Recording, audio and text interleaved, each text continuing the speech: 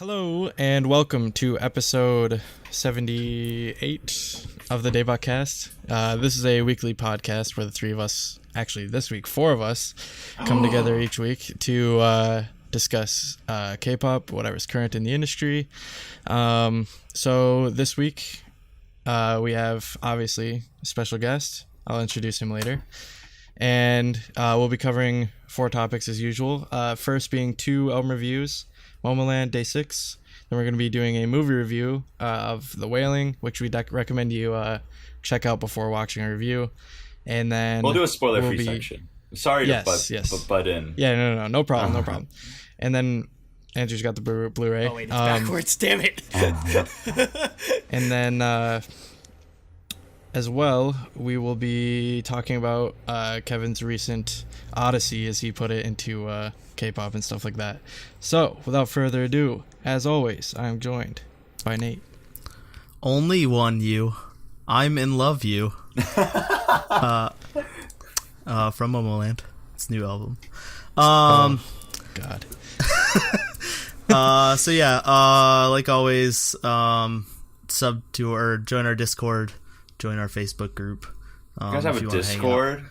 And talk about K-pop. We No do. way. Yes. Yeah, I'll send you the link after this.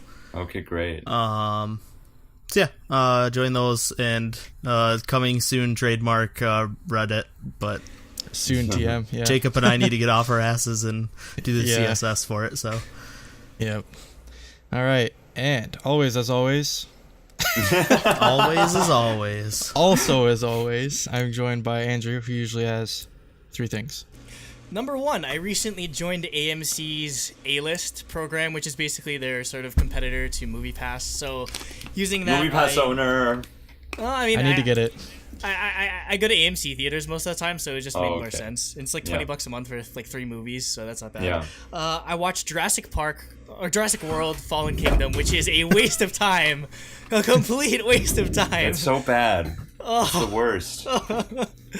I could do an entire movie like rant about that. Yeah, if we're talking plot twists, we can compare The Wailing to Jurassic World: Fallen Kingdom. The stupidest plot twist in the history you can't of spoil humanity. it. Yep. It sounds so amazing. At least it wasn't human dinosaur hybrids like there was the original plot of. Wait, that was a thing? No, it's not a thing. That was the original plot, or back when Jurassic World was in development hell, that was the original like idea that they would make human dinosaur hybrids. Of course. Be glad that didn't see the light of day. Oh, Ant-Man was good on the other hand though. So and then, I haven't seen that. Yes. Saw that last night. It's great. If you like the first one, you'll like the second one. I love the it's a first Guardians 2 situation. Yeah, definitely. Just And then more of the first. I'm gonna go see Uncle Drew later because I'm a No. diehard Celtics fan. No. Okay, I hate that movie. Everyone loves that movie, so I you have to. probably love it. I That's hate my boy. it. That's my Yeah. boy. Yeah. That's Flat Earth Mamba right there. Anyway, number 2. Football's coming home, lads. England is into the semifinals of the World Cup, and like basically, there's a huge meme about. There's a song that they made. It's like, "Oh, football's coming home," since football or like, soccer was born in England, so it's just a huge meme at this point. But yeah, England's doing good, surprisingly, considering all of my entire life they've just been a complete joke and disappointment. So, congrats, British people. Hopefully, they make it to the finals and wins. England is my city. Yeah, it definitely is definitely my city. And number 3, I'd like everyone to press F on their keyboards right now for my my keyboard my keyboard that I spilled ginger ale on, and the A During recording. Yeah, during recording. No, it was before we started recording. What? It just freaked out. No, it was before, but it just freaked out while we were recording last week it sort of messed up. The newest review. I got my brand new one, so it's all good. So just press F for my beautiful little keyboard that I'll fix eventually whenever I have the time. Those are my 3 things. I'm currently using an external keyboard for my laptop because my laptop had a stroke. Why? It just half of it stopped working. Old and it's like laptop is old. Total random half. It got hit by Thanos. Just like half of the keys stopped working. Yes. I finally saw that. I just saw that like 2 days ago. Remember when we you talked? almost spoiled Fantastic. it. Yeah. How could you have gone like so long without seeing it? I would have felt so like I would have been in agony. It's because I hadn't just seen Black avoiding- Panther or Thor Ragnarok at all. Oh, that's true. That's true. Yeah. All Jacob, right, you so don't you don't have blown out. Huh? no blown out, but with in the fourth chair this week we have Kevin, who you might know from ReacttotheK, and as well as his own channel, which is Nerdy Musics on YouTube, right? Yes. All right, same as Twitter. I was making sure. So Is that where you do your yeah. movie reviews too, or is that a different channel? No. Oh yeah, my movie review is called I Want Breakfast. I like it. That's a pretty good channel name. Yep. Okay. Yeah, Nerdy Music is having a comeback soon. I haven't uploaded in like ages, but Months. it's time to. You heard it here first. It's coming back. All right, We got the all right. exclusive scoop. exclusive. That's scoop. right. Exclusive news right here. Yep. All right, Okay. so with introductions out of the way, we can now, I guess, get right into the first topic, which is MOMOLAND. Bam. Fun. Right? No. Fun to the world. Fun to the world. I always Yes. forget what the album You name always, is. yeah, you always. You and because it says Bam on Yeah. Bam on the cover. on Yeah, the it cover. says- Yeah, exactly. I mean, it's kind of like Honestly, how. It's Go all ahead. it's all a bingo game. exactly. But Yes. we'll get there. We'll get there. It's kind of like Okay, how the so- album title for like the last album was great, but it's called Boom Boom for whatever reason. But they said great. I almost thought that they were gonna do a chant where like mid dance they're just gonna say "Fun to the world" during Yeah. Bam, but that didn't happen. That's a lot harder to say than great. Yeah. Okay. Okay, so first song is Bam, as we've talked about. It's the title track. So for me, as expected, it's Boom Boom 2, which I feel like we're all going to be comparing it to Boom Boom because it literally is Boom Boom 2. For me, I expected it, but I was still disappointed a little bit because of how little changed and how similar it is. For me, the positives, I think after listening to it more, the song is more catchy than Boom Boom. Both Kevin and Umu said that on Twitter. And at first I was like, I don't know about that, but I do agree with that now. And I think the MV is better just because higher budget, obviously, for Boom Boom. They were a smaller group and didn't have the budget that they have now. But for negatives, the choreo is just so much worse. It's so much worse. It's not bad. I mean, I don't know. It's very basic, obviously. The It's literally just a three shuffle. highlights are doing the dance that Shine Pentagon did. They do that. They do shuffling, which is like, what year is it? And Party they, rock. and then like 2011 they do again. like the hip swaying, which is like basically what yep. Boom Boom did. Like Yep. they don't use their shoulders this time. And then yeah, just it wasn't as different as I wanted it to be. So like the song, the rest of it, nah. Well, I'm gonna riff off on you because the part where they do the shine dance, the rhythm sounded like Gucci Gang, Gucci Gang, Gucci Gang, Gucci Gang. And that's my first theory. My second theory is that Daisy's rap break after the first chorus is it ripped off of This Is America. This is America. Yeah, it totally Yeah. is. It totally is. Like right down to the delivery. It uses the dreaded freaking triplet like delivery, which at this point I hate. Yep. I hate every time I hear a song with triplet raps. It's just like Oh, yeah. ear, that's just like Yep. ear like destruction for me because it's so overused. Like because basically, I mean, I understand why they use it in K-pop because they're just like, okay, what's really popular? Oh, Migos is really popular. Let's just try to copy their flows. It's just like they're trying to emulate the most popular Western styles of music. But yeah, at this point, it's just like even among like hip hop like heads, it's just like ugh. There's more than one way to deliver a line with certain amount of bars you have. It definitely feels like it's just like a trend thing nowadays. Yeah. I tried looking into the lyrics just to see if there's anything more about the song, and I actually came out with some interesting things. So, I thought that Daisy's rap part makes even less sense with the lyrics, because it was just the most generic like love stuff, but it's like da da da da da da. Da, da, da, da, da, da. But one part that did work was when Yamu does the whole twirly hand, the da, da, da, da, da, da, da, da, da, because I think that one's about like I'm falling deeper, I'm going into this vortex. It's like hypnotizing. Yeah, so it kind of fits. I like that. All right. Yeah. And I have to say, I actually like the Boom Boom music video more. Oh, really? Because I thought that like each or every group of 3 members are going to be at a different location, but like they're in Egypt, and then the same members would be in another Korea. country. Yeah, Because Hyebin is in Korea and Arin, but then they're in Egypt like right after that for some reason. Like speaking on that, it kind of sucks that it was an interesting concept of the music video. It's like, oh, they're hiding it's basically JoJo's Bizarre Adventure. They're literally hiding different things. Battle in Egypt. Yeah, like different like jewelry across the world or whatever. So like they got to dress up in different costumes and everything. They went to like it was Korea, Thailand, Egypt, and then they got really lazy when it came to Mexico because literally just sombrero. It's literally just a sombrero and like a mustache. He had been in a mustache. Oh no! Yeah. Oh no! You have to do something else than that. Also, but speaking of, there's one other country that they mentioned, or they sort of make reference to, and that is, there's a part where Nancy's holding the Philippine flag because Momoland got really popular in the Philippines because she looks like a specific Filipino actor. I forget her name, honestly, but because basically, like, Filipinos are so starved for, like, big name celebrity icons that they'll just latch on to anyone that sort of makes like looks like them or like makes reference to them. So yeah, Momoland is really huge in the Philippines because of that. They love Nancy, and I wouldn't. It's not surprising that they sort of like made like some type of acknowledgement to the sort of meme or like the sort of popularity of the game over there. I mean, I feel like the whole idea of it is that I guess they're just trying to show like, oh, how internationally popular Momoland is. Because honestly, if it wasn't for the international fans pushing these views, I don't think for Boom Boom, I don't think they would have made it as big as they are now. And I mean, it's paying off. I mean, they're going to KCON. They like obviously with the international members, I mean, they'll probably start touring more. And they're literally like hard carrying. Like they changed the name of their entertainment company to MLD, Momoland like Entertainment Company, because that's why I was confused. Yeah, they changed it like right before BAM from came Double out. Kick They're like, to it's now MLD. gonna be double kick. MLD. Yeah, because it was Double Kick. Yep. Jacob, thoughts? This is a unrelated question, I guess. Is Kim Young-jul still under that company?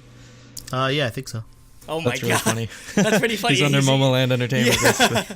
But I mean, I hate how all their videos have English titles but no English subtitles. It's why would you put the English video titles but just make it all in Korean? The ones that are the best about English subtitles are definitely JYP. They always have English, Japanese, Chinese subtitles. So anyways, going into the song, I enjoyed it. I definitely did see the obvious like similarities to Boom Boom, but as far as like the beat goes in this one, I think I prefer this one. It gets me more excited than the last one was. It's still like similar, like kind of, I don't know. It's like a weird like Euro techno kind of thing. Yeah. I mean, the original song for Boom Yeah. Boom was, remember, because there was a kind of a plagiarism scandal for that song where they kind of copied off of some like Euro pop big like I don't know where they were from, but yeah, it was kind of an obvious like rip off. I wouldn't be surprised by that. The funniest Reddit comment was, it's the ultimate alpha move to like be accused of plagiarism and you just plagiarize your own song. Right. I mean that I'd say it sounding too similar to Boom Boom is kind of why I can't really give it a pass. Because I mean, I made the same complaints against like G-Friend and A-Pink and Twice for their songs sound a bit too similar. So it's not bad. It's just I can't. I have to be consistent with my opinion. So I obviously can't give it a pass. Right. I kind of agree, I guess, except with Twice, because they can make Heart Shaker forever for all I care. Just want more Heart Shaker. I agree. I think Heart Shaker is one of the best Twice tracks. Oh, Jacob's in love with that song. I spammed the crap out of this. Really? It's so that good. song came out in like I listened to December. it I already listened to it like 200 times probably. Oh gosh. So anyways, Kim Young-chul has been under Mystic since 2015. So What? I guess they were just like helping him on Knowing Bros. I don't know why they were in the same were company or something. I thought they were too, so I don't know He's why. just they like, did hey, the I got backup dance for Momoland him. today. Yeah. Kevin, for background, there's this show Knowing Bros, and on one episode, one of the guys in the show, he just brought Momoland with him to promote his song. No, his because they did backup dancing for his song. Yeah. Yeah, that's what I was saying. Basically, But no, anytime- like on music shows too. Oh, on not music just on shows they Knowing did? Bros. Maybe it was a deal or something. So yeah, I that don't they know. just had. But I thought they basically were just the same Momoland company. is just if you need like a meme like song, you just hire Momoland for anything, Yeah. and they just Yeah. like a meme sort of thing. So I guess we Yeah. can move Okay. on to the next song. Yeah, moving on. Wait, no, to... actually, there's one more thing yeah, I want Mark. to say. I think the Go for it. weakest part of the dance and the part that I just can't stand is the bridge before the last chorus where they do this. Yeah. Yeah, I don't know what that is. I don't know either. And they're like kind You of like the slouching. shuffling more than that? I don't know. I like shuffling shuffling. it- I do I'm like so shuffling. beyond Shuffling isn't shuffling bad. at this Yeah. point. Wait. Hey. Did you guys hear about how Momoland only has 8 members for the time being? Wait, what? Why? Yeah, so Somebody Nayun suspended. was diagnosed with an inner ear Oh, yeah. disorder. Oh I yeah, did- she had to yeah. like stop like Yep. promotions because she had like the inner ear like infection or something like that. Does that Right. mess up like equilibrium or anything like that? I mean, yeah, it just like anything with inner ear just messes with you a lot. I Yeah. think I had that Jeez. before. Anyway, Okay, moving on to Berry Berry. no, Or Very Very. But Very, so this very is, by winner. That's it is- really early. It's 2/3 of a It's cover. 2/3 of an IOI IOI song. cover, yeah, exactly. Except real? it's Oh, I not. don't- It's not Noma Noma Noma. No, it isn't- it isn't really, It it's is just a Berry joke. Berry. Oh, it's okay. just spelled phonetically. That's Oh, cool. Yeah, okay. it's English. It's but in Korean, In Korean, it's very. so that's very, why it's yeah. B because there's no V sound. But this song's really funky. I really like the 80s synth instrumentals, and I thought this made their vocals stand out really well. Like, this was a good vocal showcase, in my opinion. Okay. Kevin?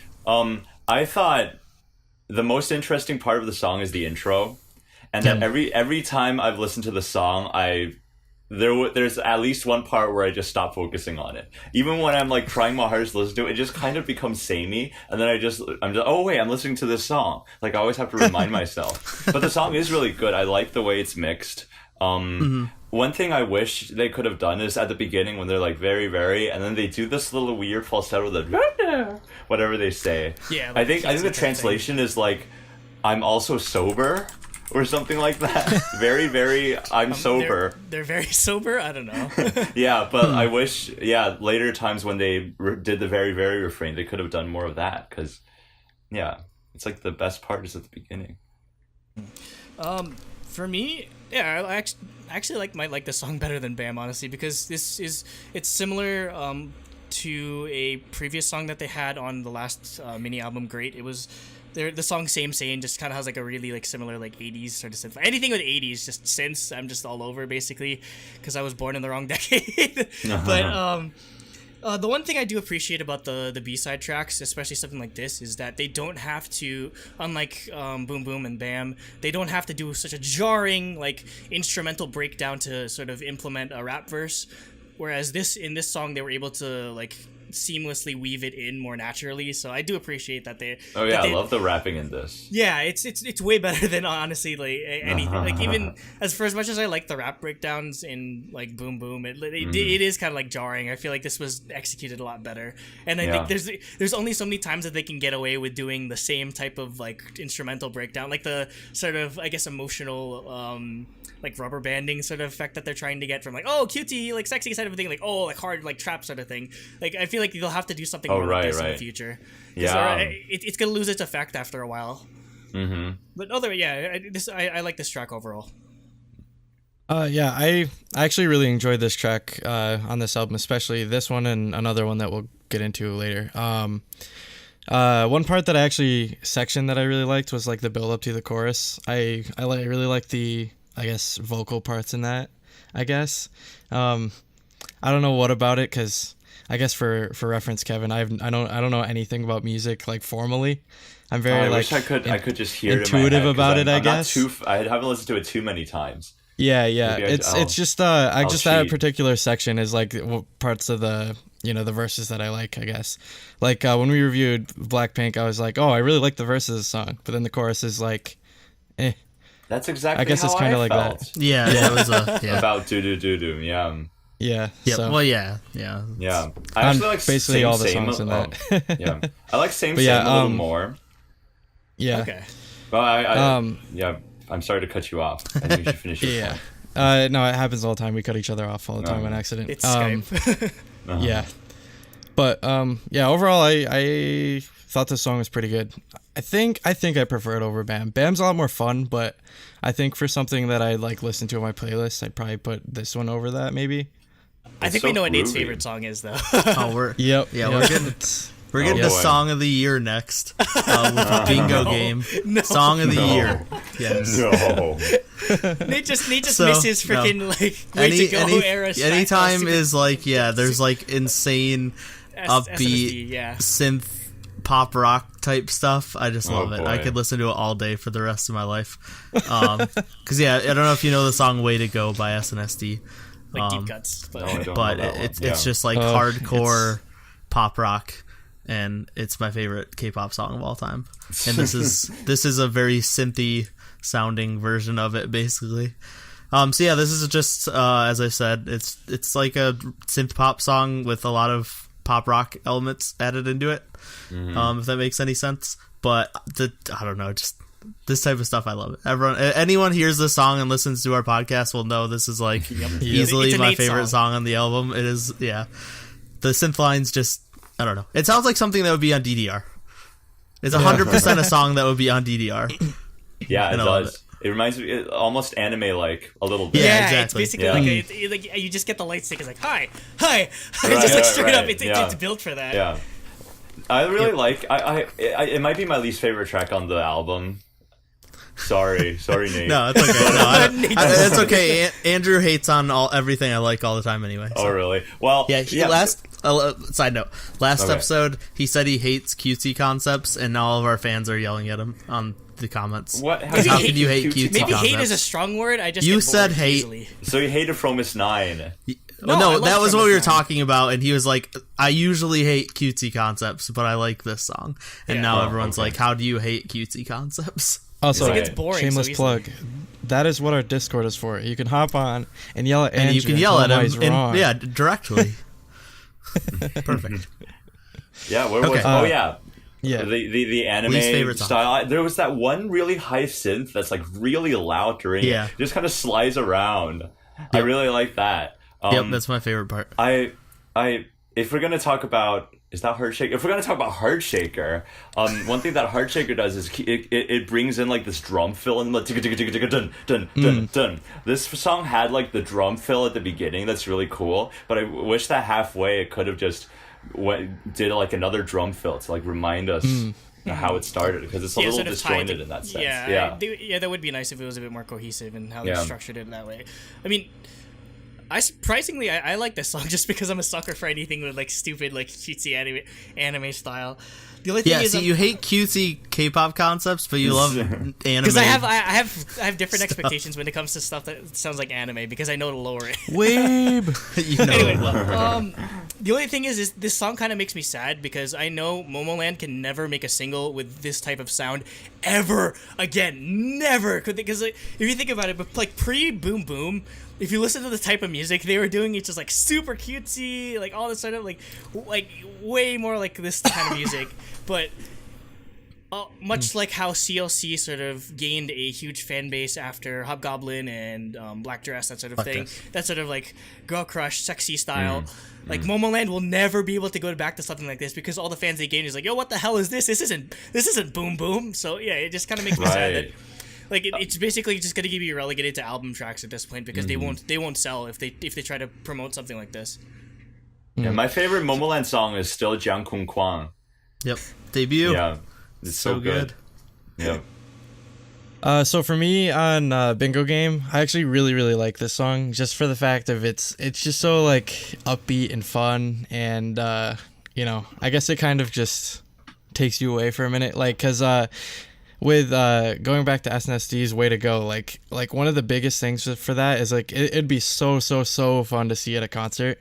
Like yeah, just everybody on stage having fun, singing in harmony, Yeah, you know, light stick. like that kind of stuff, or singing in unison.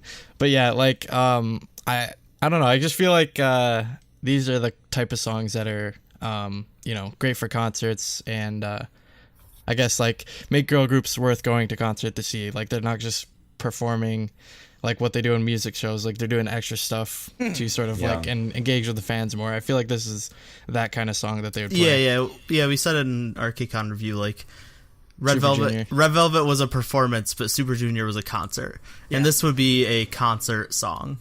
Like this would be something that they're interacting with the fans and just running around the stage having fun while performing. Cool. Okay.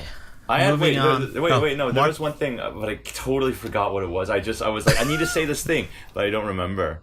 And whatever, Yeah. I'll think of it. It happens with so many people. No. So I was gonna compare it with the track in Great that's kind of parallel, which is Fly. Yeah. Because they're like in the same key. I really hate Fly. That's why you hate this song. No. It's different. Well, I mean, I think the song is miles better than Fly. Fly just sounds like the most generic thing I've ever heard. But this is like a huge improvement. Yeah. Yeah, I'd have to re-listen to that song because I can't think of it. Okay, moving on to the last track on the mini album, Only One You, which is what my... It's a mashup of the Miss A and Boa songs. Okay, I didn't expect that. Usually, anytime a K-pop song comes out that has already been made, like the same name, we say it's a cover. But I did not expect you to say it was a mashup of two other songs. This is what my English lyrics were from. But yeah, this is their acoustic pop ballad. Every K-pop album has to have a ballad, and this is the one. I did like the addition of strings during parts of it. I thought that helped it a little bit. So, but overall, you're not as big of a fan. So, no, I like it. That helped it's just it a bit, but... So for our monthly releases episodes where we go through every release in the month, which we used to do, we cut it down now. There was probably about 50 ballads a month. So we're at the point where we're so worn out over ballads. It's like white noise. But I do like this song. It's just like we've talked about ballads so much that if there's nothing that blows me away, I don't have much to say about it. Okay. It's become kind of a meme on the podcast. Yeah. It's a ballad. Yeah, because that's basically what we'd say every time it came out. It's a Like Since well, we we've seen this before. This is my favorite song on nice. the album.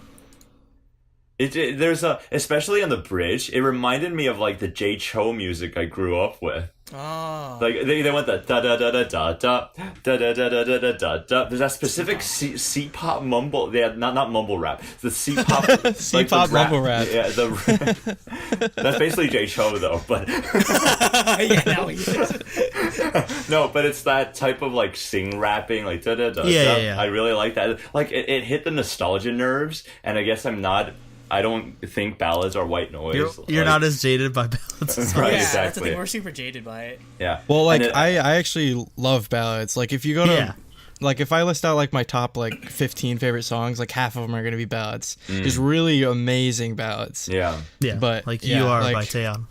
Yes. Yeah. So good. Cool. I like how the song ends with like a big major 7 ending. It's just nice. It like bookends the album. Yeah, just like really like it's like it's a nice like sort of like happy closure to the sort of like entire mini album. Before the instrumental. Yeah, before the instrumental. But we don't cover instrumentals. Yeah, of course not. Like, it's all right. I just say it's sort of I'm in the same like sort of camp as Nate, or it just sort of comes out as white noise a bit. Because this is such a big trend for girl groups lately. Just like every big girl group needs that acoustic driven like ballady pop song kind of Haley Atkin type sort of thing. That's just what's trending lately. Mm-hmm. But I do like the specific like thing I like from this song is the voices. I love just how really like soft and sweet the voices are. It very fits the sort of I guess happy melody that they're going for with this track. So yeah, it's enjoyable. But yeah, obviously it doesn't stand out as much as any of the other ones for me. I really like the the vocalization. Adding like the sort of like sweet vocalization to it. Yeah. Very, very, very cute song. Yes. Yeah. So I did like the song. I think it stood out the least to me just because, again, we hear it so much, I guess. But, like, I still like the song. I still think they did a good job with it. like Kevin was saying, like it sort of like book closes the album pretty well. Like, and that's always something that I enjoy is like the ordering of tracks on albums. Like I love when it's just nice and cohesive. Like even though this is only 4 songs, I feel like they definitely chose the right order. Like we reviewed BTS Love Yourself Tear, and I like one of my criticisms of that album was just like the ordering of the tracks. Like a lot of them melded together because they put ones that are too similar together, I guess, even though they're like both good songs on their own. Yeah, it sort of took away from others. I don't really have that problem with this Spinny album. Like, I think only 4 tracks. I think we might have had that problem if they put maybe Very Very and only one U next to each other. Like, it might have been a little bit towards that way, but not too bad still. So, I think, like, talking about that, you know, they chose the right ordering, I guess, is what I'm saying. Yeah, I agree. Okay. Any other closing thoughts before we do our ratings? Got anything else, Kevin? Wait, how do ratings work? Wait. Oh, you missed it from the email. I put it in the email. Oh no. Okay.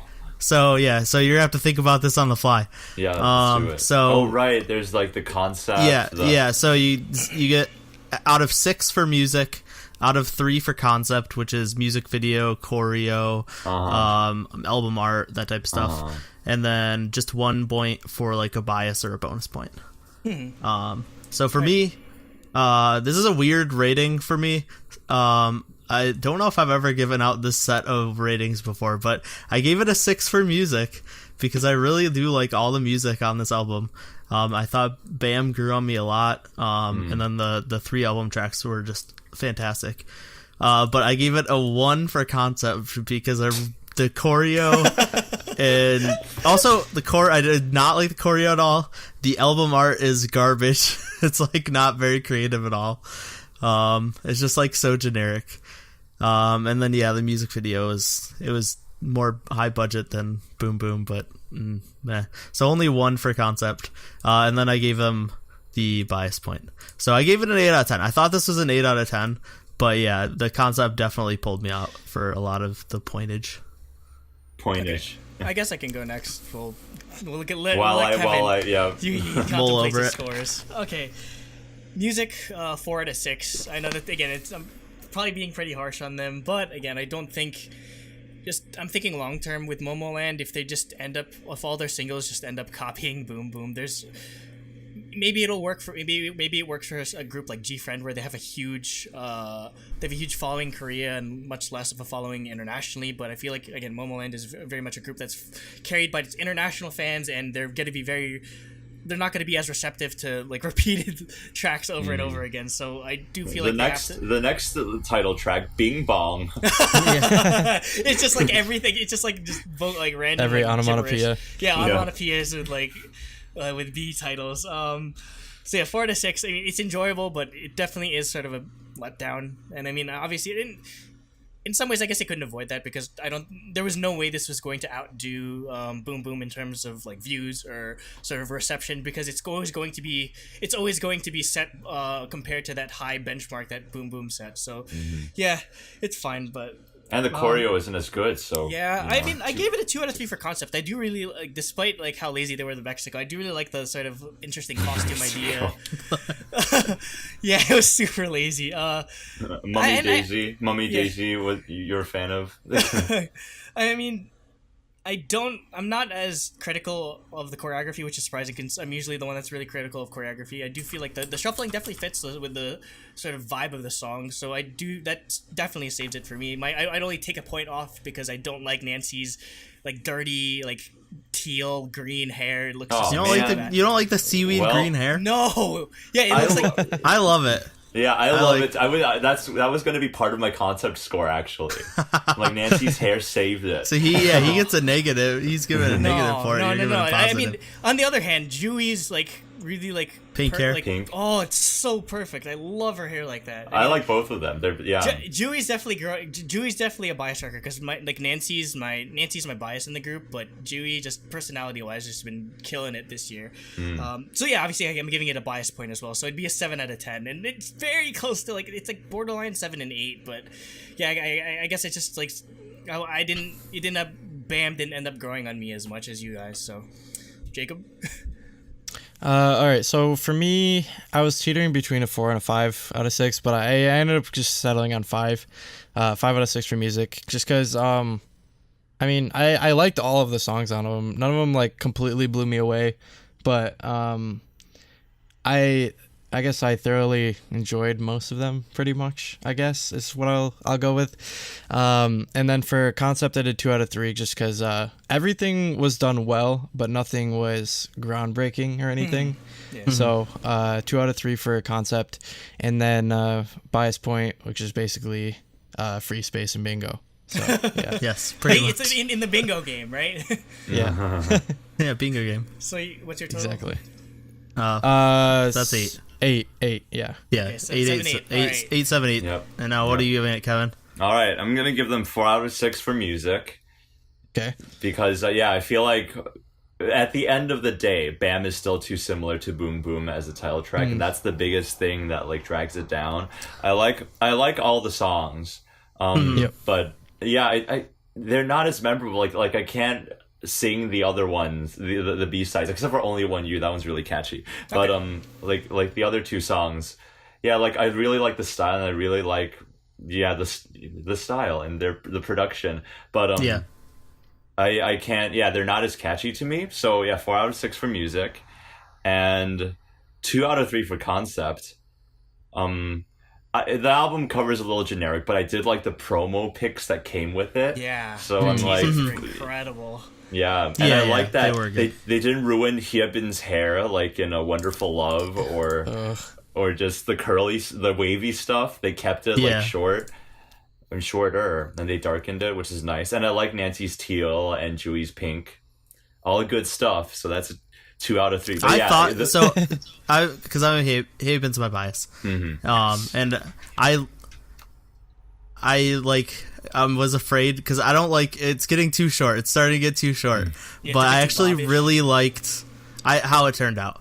I thought I was gonna hate it because I loved the purple shoulder length hair from Freeze. I want that back. I liked it. okay. And then it got a little bit shorter. It got shorter for Bam, Yep. or for Boom Boom Boom. Boom. And I was like, okay, I still like this. And then I saw it got shorter, and I was like, Yeah. okay, we might be getting too It's far. got that weird, but it still bang works. going on. Yeah, it's like such a high bank level. It's weird. Yeah. Okay. Yeah, but I do like the pics, but again, the music video I just thought was a little jumbled. It wasn't as clear as the Yeah. Boom Boom video where everyone's name. Yeah, and Boom it's really Boom's fun. concept was a really good music video. Yeah. Yeah, I don't think we're gonna get anything like that for a long time, honestly. Right. And +1 for bias, so it's 7 out of 10. Of course. Yep. So Alright, 7, 7.5 8, overall. 7, 8, which is 7.5, which gets rounded up to 8. I mean, not that it 8 matters out too of much. 10. It's still Yeah. it's 7.5. It's It's in the right Yeah, we tier. round up. I feel like to strong 7 even to light numbers. 8 transition. we're Fantanoing it. Yeah. Yep. So it doesn't get a shiny. No But- shiny. Nope. Oh. It was good. Basically, if an uh, album gets a 9 out of 10, we put a fancy version of our logo on the thumbnail. Yeah, we're saying like Oh, this wow. is a truly Daebak. This is a truly album. Daebak album. Yeah. Hey, I like This it. is definitely Yeah.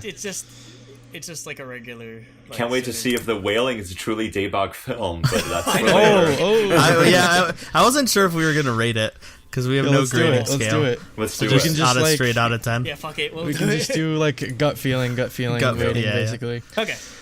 Okay, moving on to topic 2. Day Day 6. six. Oh, Day boy. 6, Shoot Me Youth Part 1, which means we're gonna get a Part 2 eventually. Yes. Give First give track. to me. Is Warning.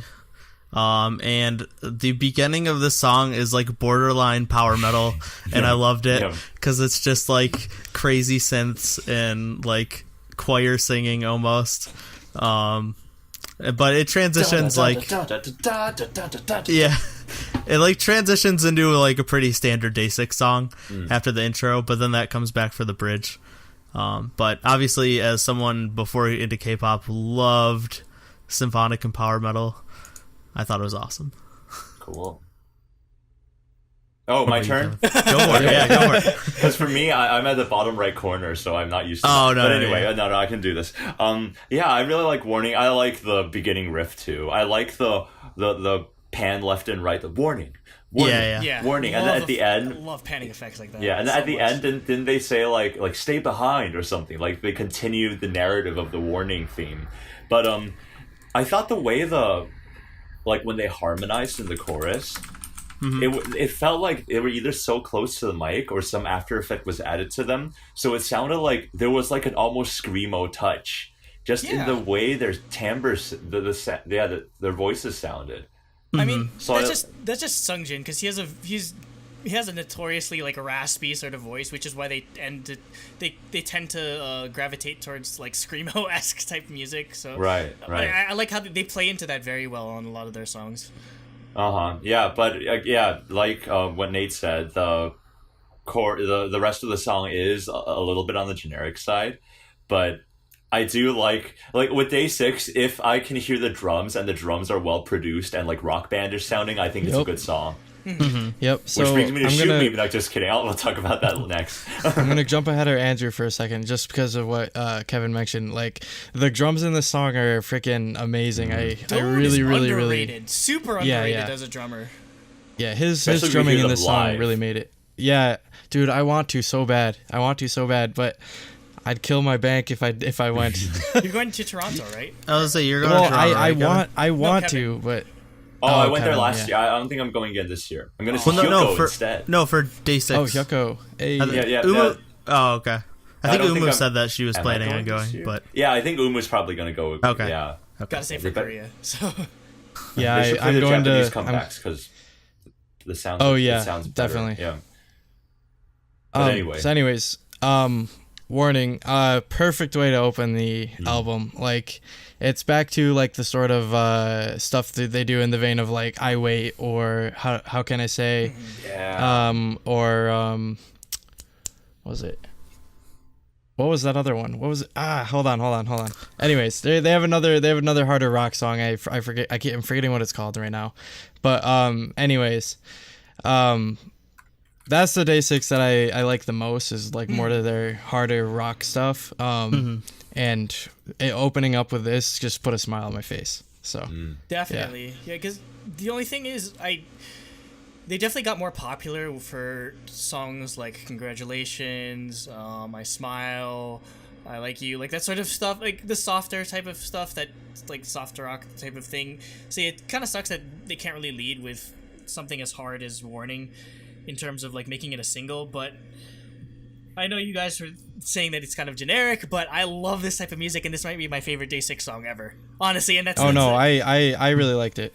yeah, and that's with the breadth of music that they've released. That's saying a lot, because I like a lot of their songs. But just a lot of this I spoke on a debate last week where like a lot of the harder music that they do kind of reminds me of Yellow Card. So especially like Oh my god, I haven't thought of them. yeah, because just how they link the sort of the riffs, the synth parts, like the harmonization into it, very Yellow Card-esque, especially in particular this song. So I think that's why I like it. It's very similar to their song, the Yellow Card song "Lights and Sounds," just like that sort of like pop punk type of feel. So yeah, I get it. I know they're not as popular for this type of sound, but I love it so much, and it's easily my favorite song off this entire mini. Love it so much. Cool. next we have "Shoot Me," which is the title track. Let's get down to it. Yeah, so it's weird because like the chorus and the verses sound like different songs, They're different but worlds. they work really well together. Some songs that does not work at all. Yeah. Actually, the Blackpink, what's Yeah. the last song on the album? I cannot See You remember. Later. Yeah, "See You Later." Yeah. Like the verses and the chorus sound completely different, and it does not work. Yeah. But I think it does work for this. The verses are nice. It's got like a "Why So Lonely" Wonder Girls vibe. It's got that like a little bit of like a reggae beat to it. And then the choruses are more hard rock, what you'd expect from Day6. I really like the synth solo that's before the first chorus. That's probably my favorite part. Yeah, it's such a cool. It is. One And feels then, so underrated. I know, One Fell's the best. he's so underrated for his actual like synth and keyboard play, because most people are like, oh my god, Wonpil's His vocals voice. are... I know, that's his voice it's is so funny. unique. Yeah, he has such a unique voice that like people forget he's actually like contributing in that sort of way. But yeah, I feel like DaebakCast wouldn't be as interesting if they didn't have him doing synth parts into it. It would have been it would sound so much more boring. Yeah, and then Jay's guitar solo at the end is really good too. For the music video, I thought it was well shot, but like it wasn't. I don't know. It wasn't too exciting. It was like I loved the music video. It was a cool idea, and it was well shot. But like, yeah, it was well shot. Wow. Unintended pun. But yeah, I don't know. It didn't blow me away or anything. Kevin? Okay. I forgot what the music video was like. They're shooting each other with finger guns. Like a girl shoots a guy because they're like dating or something. I don't know. It's weird. Oh, okay. Maybe you've never watched it. I guess my whole concept thing is gonna be based on the album cover and stuff. But anyway, I had trouble with this song. Oh really? Again, like with Day6, I like the good drums. So right from the beginning, you get I'm like, what is this? Yeah, and then there's like the reggae thriller, like they're singing about it feels like a thriller, and then there's like this reggae thing going on, and then I'm like, what? I kind of like it, but I have mixed feelings about it. And the synth solo is incredible. That's definitely the best part of the song.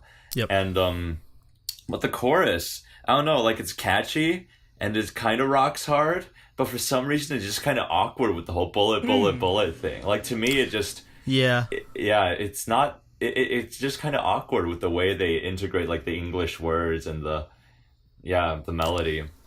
Yeah, it definitely feels like it was put in there as like the earworm part of the chorus, because it does get stuck in your head. It works, yeah. Like, right. I do sing that in my head like occasionally bang bang after listening to it. Yeah. But yeah, I'm I do as big agree. of a fan, but I do agree that it feels a little awkward. Mm-hmm. I mean, I still say I like the song overall, but unlike you, Nate, I feel like it would have been better if they stuck with one concept or one sort of sound as opposed to just sort of combining it or having the verses be reggae and like the chorus be more of a hard rock type thing. If anything, I would have loved if they just leaned into the reggae aspect, just full on, just like do like we don't have Wonder Girls anymore, so just like JYP just needs somewhere else to funnel all that creative energy into. So I would have loved if they like led with something, because it would have been such a different sound for them, and I feel like they can pull it off. Because they're definitely talented enough to pull something like that off. But yeah, I'd say the chorus is still of a bit of a letdown. For as catchy as it is, it's definitely not the most creative Day6 chorus. Sorry, Jay. But it's I still do like the music video in a way, just because I love how clever, because they're doing the finger guns, because obviously like their Korean like censorship sort of stuff is very strict about like what you can show on, like even if it's a knife they have to like blur it out on TV or something like that, because they can't, or like if it's like weed or like drugs or anything like that, they have to it all has to be censored out because of their like their television restrictions. So yeah, it's pretty interesting how they found the creative way around a song called "Shoot Me" and still like sort of conveying the visual imagery of it with just using finger guns, and like the bullet effects are still pretty cool. Like it's just like like you get the smoke and like all the stuff going everywhere, and like you see like the bullet holes. So yeah, I love the creativity of it, despite like I guess the band parts like not being as interesting. Well, yeah, actually, you just saying that, I might have actually liked the song more if it were a straight reggae. I never even thought of that. Yeah. I think because in the chorus they go to like a more hard rock territory, maybe it is, again, the combination of the two that makes me feel like, what is this song trying to do? Because I tend to... like sometimes it does work, but I do tend to sort of value cohesion over just sort of interesting mixes, because I know that's kind of like the name of the game when it comes to K-pop, just sort of mixing different Western music genres and somehow making like, I don't know, like a cheesecake out of it or something like it's like basically K-pop's like multi-layered like cheesecake or whatever, just like all the ogres are like onions. We have layers. The layers. Yeah, basically it just works out somehow. But yeah, I do feel like sometimes it is too much. So yeah, I would have approached it differently if I was sort of the producer behind it. So actually, my mind was blown when you mentioned like they actually play music videos on TV, because like I'm reminded of when MTV actually was the thing, played music videos. Jacob which doesn't is remember not the that. case anymore. Oh, I mean, they kind of did in the morning. I mean, I don't know. Oh wait, you weren't were you alive when TRL was around? Serious question. TRL. No. Am way. I not alive? No, Jacob, was he alive when No, TRL he was a thing? probably alive, but he probably I wasn't. mean, I'm pretty like. Wasn't aware. He wasn't Yeah. aware I don't until know. he I mean, Uh, I'm 20 years old. apparently I it don't know. ended 2008, so it went way What? longer than I No, expected. no way TRL went. Like, did it? Seriously? Also, apparently it returned on 2017. TRL is going on right now. Oh my What? god, that's so weird. Yeah, revived October 2nd, 2017 to present. That's so weird. And I feel like it's just, if there's any way we can like rig the results so that's just all K-pop, then maybe I'd care about it. But nah. I mean, the only thing I remember about TRL was that they like Smash Mouth's All Star 1 like for like a good 2 months, and that's all I remember about it. Of course. Anyway, Jacob. All right, so for me, I actually really enjoyed this song.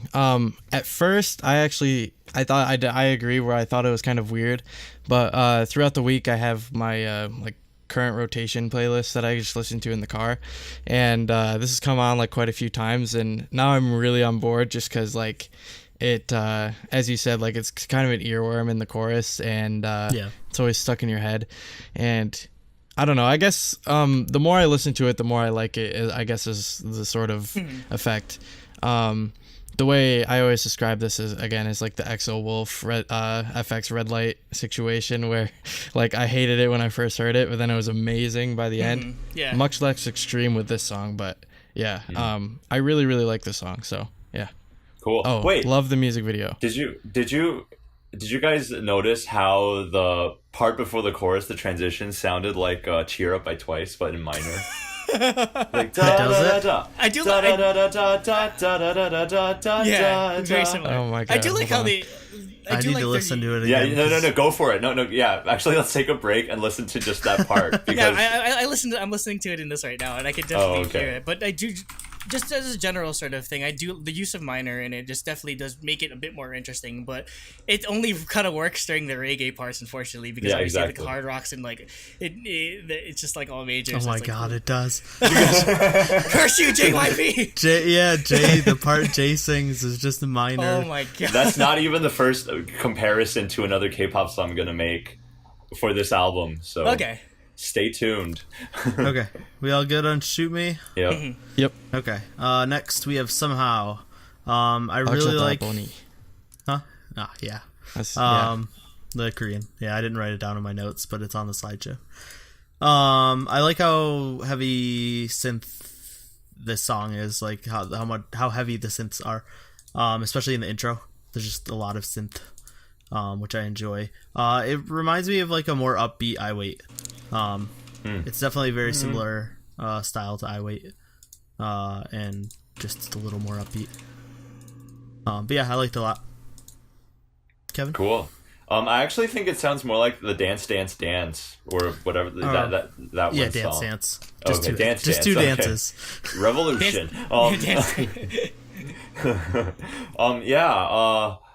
I really like it. I think it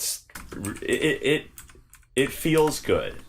Yeah. It just feels, it makes me feel so good. And there's nothing like React to the K spiffy music theory stuff going on, but it's very solid. It's got that rock band sound, which I really like. Yeah. And the chorus sounds like Pretty You by 17.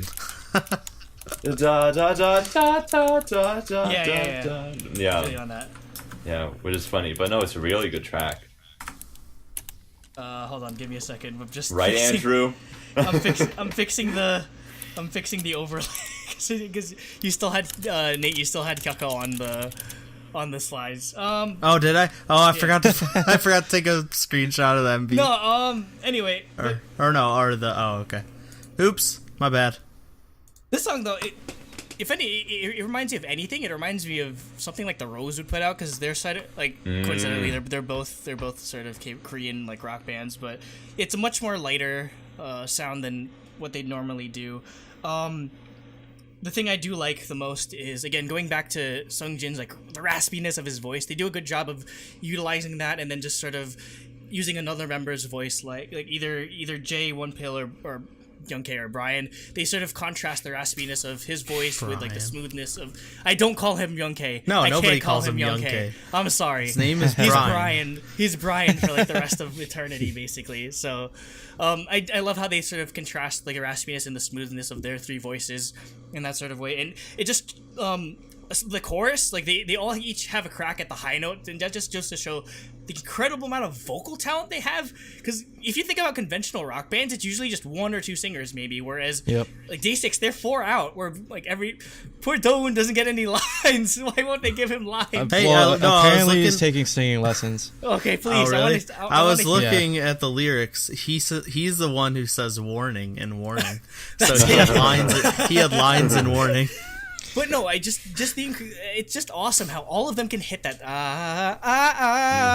like that high note. I'm just like, wow, like that's the thing I like about them being a K-pop group and a rock band at the same time, is that you're not just beholden to one person's vocals in such a way, and I think that's what helps contribute to the unique sound that they have. But yeah, again, definitely, this is just like a vocal sort of showcase for them, basically. Mm-hmm. Yeah, I had really similar thoughts to Andrew, where like my favorite parts were easily like each member's vocals just coming in so strong. And again, like what Andrew was saying, like one of my favorite things about Day6 is like they have really, really good rock tracks that we don't really get to hear normally in K-pop, other than from like people like maybe like CN Blue or FT Island and stuff like that. But that's pretty much about it. That's all we had for years, and for the most part, outside of like Korean indie and stuff like that. 2016, finally we got Day6, and they've been putting out music nonstop since then. And like these are the type of songs that I am really, really glad I guess exist, in K-pop. So yeah. Next. Oh, you got something else, Kevin? Nope, that's it. Nope. Okay. Next we have Feeling Good. So I thought the guitar part throughout the opening is insane. I just love that, like, such a sexy riff. That like chugging riff. And then it becomes more of like a dance track in the chorus, which makes sense because it's called Feeling Good. Like it's just more upbeat, like dance rock song. But yeah, that opening guitar riff, I love it. Kevin? Yeah, it's just the track is good, but it's not. Didn't stand out for you. Yeah, it's far from my favorite. I like the chorus. It's very. It's very. Was it peppy? Yeah, very peppy. I like the beginning ticka as well, but otherwise, yeah, the song is just okay for me. Yep. The riff definitely sold me on this song, mostly because that sort of solidified the. I feel like with each of the songs on here, you can definitely make some type of Western music comparison. Like I said, I compared Yellow Card to the previous songs. This in particular, I'm feeling like a Maroon 5, like very upbeat, like dance pop type of thing, which is why I like it. Yeah, I enjoyed the song very much. Harmonization during the chorus is pretty well done. Again, I'm just obsessed with how good the riff is that they have going throughout. I love how again with the cohesion. I love how it's pretty much just it's a constant throughout the entire song, just like regardless of whether it's chorus, pre-chorus, verse sort of thing. So yeah, again, it's another one that I surprisingly enjoyed a lot. It's probably closer to a 2014 Maroon 5 than 2018 Maroon 5. Yeah, not as much. Yeah. It's more the Maroon 5 I actually like. I maybe sort of recognized before I got sucked away into Right. K-pop for the whole there you go. eternity. So I guess this is common trend. I really, really like this song. I think this one definitely has more of a fun feel, I guess, than the other ones. Like this one, again, I guess you could dance to it at a concert. It's feeling good, makes me feel good. Like Andrew was saying, I really like the riff that's throughout it. It's I don't know how to explain it. I guess it just like it almost acts like percussion. I guess a little bit. I don't know. But there's a very percussive element cool. to it. It's because the riff is very staccato. It's like so in that sort of way, that's what sort of gives the percussive element. Yeah. So I like the song a lot, basically. I know you weren't Nice. wrong, but I kind of want just one of us to say something like completely musically wrong, so Kevin can just call us out. Yeah, actually, Like, literally, you were just roast correct the in crap calling out it of us. staccato and very Hey. driving, Very much progressive. staccato. But Hey, I took music until like at the end of high school. I know what I'm talking yeah, about. no, I know. I'm the A same. bit. I played trombone for I wanted to. 7 years or I something. wanted to go to music school before I decided I wanted to draw sneakers. Next we have talking to, Wait, and hold on. The Korean name Honjatmal, apparently it like translates to soliloquy, but Okay. literally in Korean, like the word is Yeah. lonely words. oh, okay. Honjatmal. I was gonna say Honja is yeah. lonely. I knew Yeah, that. Honja is lonely. Mal words. Oh yeah, So, Mal. Yeah, I knew that. that was pretty cool. Yeah, so I don't know how to describe this song. It's, to me, like, it's weird because it's got like a fairly fast beat, but it just feels like a chill song. Like, it's like a fast, chill song, which is weird. BPM, high BPM. Yeah, but I really like Wampel singing in the chorus. Like Andrew said, and like we said before, everyone talks about his vocals. But it just adds like this dreamy feeling to it because his voice is so unique. Like, yeah, don't at me, but like One Pill has the best voice in Day6. Oh. Again, Oh, sorry. definitely. I agree. Apologies to Jay. Sorry, but I think I actually, Especially that might after not- seeing him live. Yeah, especially after seeing them live. Though I don't think that's necessarily an unpopular opinion because a lot of people I talk to just like gush over One Pill, just in general. Yeah. Cool. Kevin? Okay, all right. The opening of the song is basically the main theme to Cave Story. Is it really? That's funny. Where'd you get that from? It's the games I love. I know their soundtracks really Yeah, well. man, Yeah. Cave Story, that brings me back. Oh yeah, but yeah. So okay, I'm gonna go react to the K nerdy a little bit. Go I'm gonna for it. Nerdy musics a little bit. Yeah, The please. whole song. So the song starts with like an open G5, like a power chord, but it's later revealed that it's actually in D major. But then like the next section is in B major, which is like here I go, the parallel major of the relative minor. We're all just nodding our heads like we know So what like you're D talking major about. is related to B minor, and then it's Yeah. like the major of that. Yeah. But then the chorus goes back to D major, and so there's always that interplay with like G, B, and D, and I really like that. Yeah, just there's a a lot very of That being interesting chord said, progression. when we finally get to the chorus, it finally gets generic when everything like harmonically, while everything before that is really really creative and really really like whoa, what's happening? So the chorus is probably the most generic part for me, and I think that's the song's biggest weakness. But then it goes back to Cave Story, and I'm like, yeah. Oh man, I need to go play Cave Story again. Damn it! Now I need to go. I remember I played that like, God, maybe like 2011-ish because I got it for free in a Humble Bundle or something like that. But yeah, I could definitely yeah. I think that it's definitely one of those games where like the soundtrack was definitely memorable. Yeah, did Anyway, you ever get the crazy ending? No, I didn't get to finish it because I think I played it for like a week or two while I was out of school for getting my freaking like I had my wisdom teeth removed or something like Oh that. And my after gosh. that, I didn't get back to it. But anyway, getting back to this actual song, more indie rock vibe than previously, but I feel like what carries the song for me, despite I guess the sort of less adventurous chorus, is I just love the drum, just like the constant like just hi-hat to snare fill that's just going on. Again, definitely sells the indie vibe on it.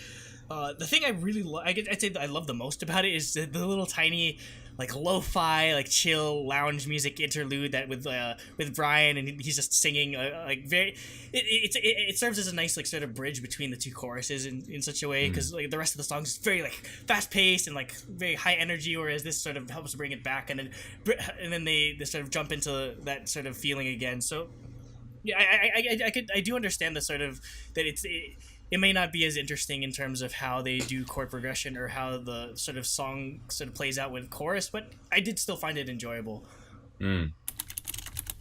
I thought the mixing actually reminded me of King Gizzard and the Lizard Wizard. What? Wait, have you guys not heard of King No Gizzard one and the knows what Lizard that Wizard? is. No. Oh man, they're so good. But Okay. that's Okay, I just I'll have threw to add that that to out the there. list. They have So an for album me, called They have an album called Nonagon Infinity. You should start with that album. Okay, all right. Nonagon Infinity. interesting. Yes.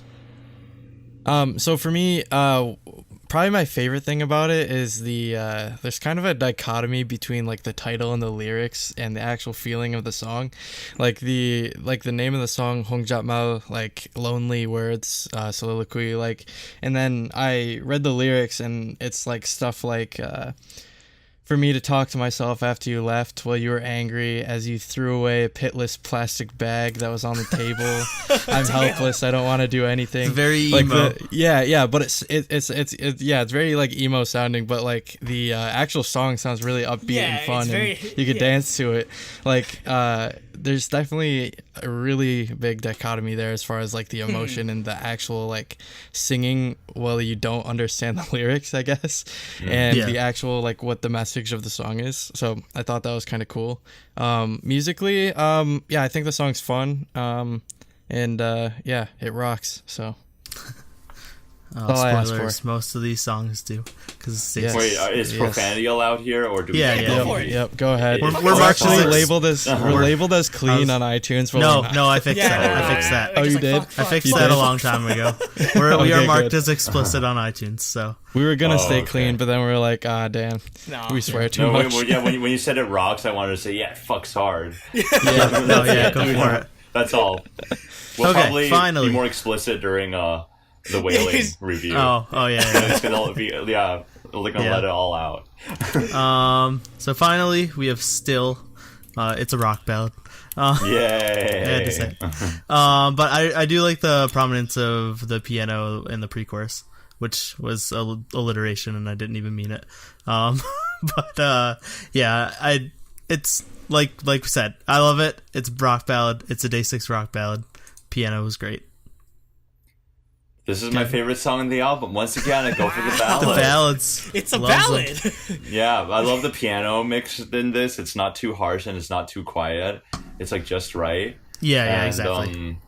I love the minor 4 chords. It's like the corniest chord in the entire galaxy. But for some reason in this song, it really makes it work. And I love how they kind of connect their notes. Like a lot of the notes tie together when they like move up into like the higher registers. And it actually like got me emotional. Just not even looking at the lyrics. I'm like, this is a really, it feels really genuine, just in the way they deliver it.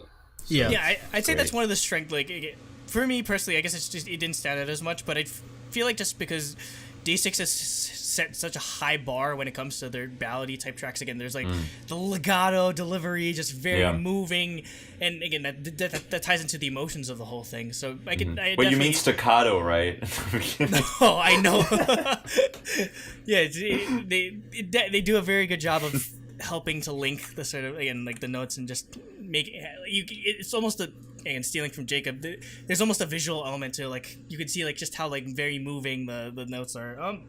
That being said, I do feel like they've kind of covered this sound before with I Loved You, so that's why I guess it didn't I had the sound same as comment, much. but Yeah, it didn't I sound had that as a original. positive though, because I love that song. Well, I guess, but I mean, I already kind of heard that song already, so it's okay. So yeah, I actually agree with Kevin. I really really love the feeling in this song. This is probably it's between this, Warning, and Shoot Me probably for my favorites. Like all three of them, I really really really love the sound. And they're all of. so different. Yeah, really. Like we got a good variety while staying within the the rock sphere, which I definitely appreciate. Yeah, which is it's Day6's strength. They're musical chameleons. They jump around between not just sounds, just like emotions, sort of. So they manage to still sort of make it their own type of thing. Yeah, but again, like I love the emotion in this, just as I did in like Andrew said, I Loved You. Back on, I think it was a Moonrise, not Sunrise. Yeah, it was Moonrise. Yeah, it was Moonrise. Yeah. Or wait. Whatever. Anyways, I'm pretty sure it was Moonrise. But yeah, I really love this song. I like the emotion. Again, like a good ballad is a good ballad for me. Like I'll listen a lot to. It's not it. white noise. A good ballad. Yeah, exactly. So yeah, it's a good rock ballad. So Yep. Yay. I have one more thing to say. Yeah. I remember the first time I listened to this album, I got to the last track, and I was like, 4 minutes? Why is this track so long? Oh, no. And then I heard that it started off like a ballad. I'm like, oh, no. But then as I listened to it, I'm like, oh, man, this could go on for another 4 minutes, and I'd be Yeah, that happened to me, one of the albums we reviewed not too long ago, where one of the songs was like 5 minutes. I was like, this song sounds like an eternity, because I'm so used to listening to K-pop songs now. They're always 3 minutes long. But Yep. I do feel like it's, despite the length, it's definitely a song that if you see it live, you can definitely feel the emotion. In the area. Definitely. Like I remember when they played like I Loved You and like all of this sort of like very emotional, like congratulations. I've seen them twice now, and like just Man in a Movie also. Yeah, Man in a Movie. You can definitely feel the emotions, not only in just like the music, but like on their visual like expression. So yeah, they're definitely. If anyone out there has not seen Day6 live and they have a chance to see Day6, like, what are you doing? Buy the goddamn tickets already, because there's nothing like them out there, honestly. So it's an experience, and they're so worth it, and they're just all awesome as personalities. Especially Jay, he's funny as hell. So I'm not just saying that because we're one degree of separation away from him, but like, before that, like, I thought he was always such a funny dude. So yeah, just seriously, it's. Very, very rarely can you say in K-pop that like stuff's better live, but Day6 definitely is one of those. Definitely. All right, scores. Oh yeah, before we go scores, I have one. It's almost unrelated, but well, it isn't, but it's gonna be an explanation. After listening to Wonpil solo in Shoot Me, like that little synth solo, I really want a Liquid Tension style or Liquid Tension experiment Day6. So if you don't know what that is, Dream Theater is like hardcore progressive metal band that's like really known for their super technical stuff. Yeah. And they made an even more crazy technical subgroup called Liquid Tension Experiment, which is their keyboardist, their guitarist, and their drummer. So they basically can make music without the restraints of having to add lyrics, and it's literally just like 20-minute songs that are just insanely technical solos. So it's like Tool, basically. Yeah, basically. And I want Day6 to do something like that. Wonpil, Doan, and just Jay. Exactly. Just doing crazy technical, like, just instrumental metal, because it would be hilarious.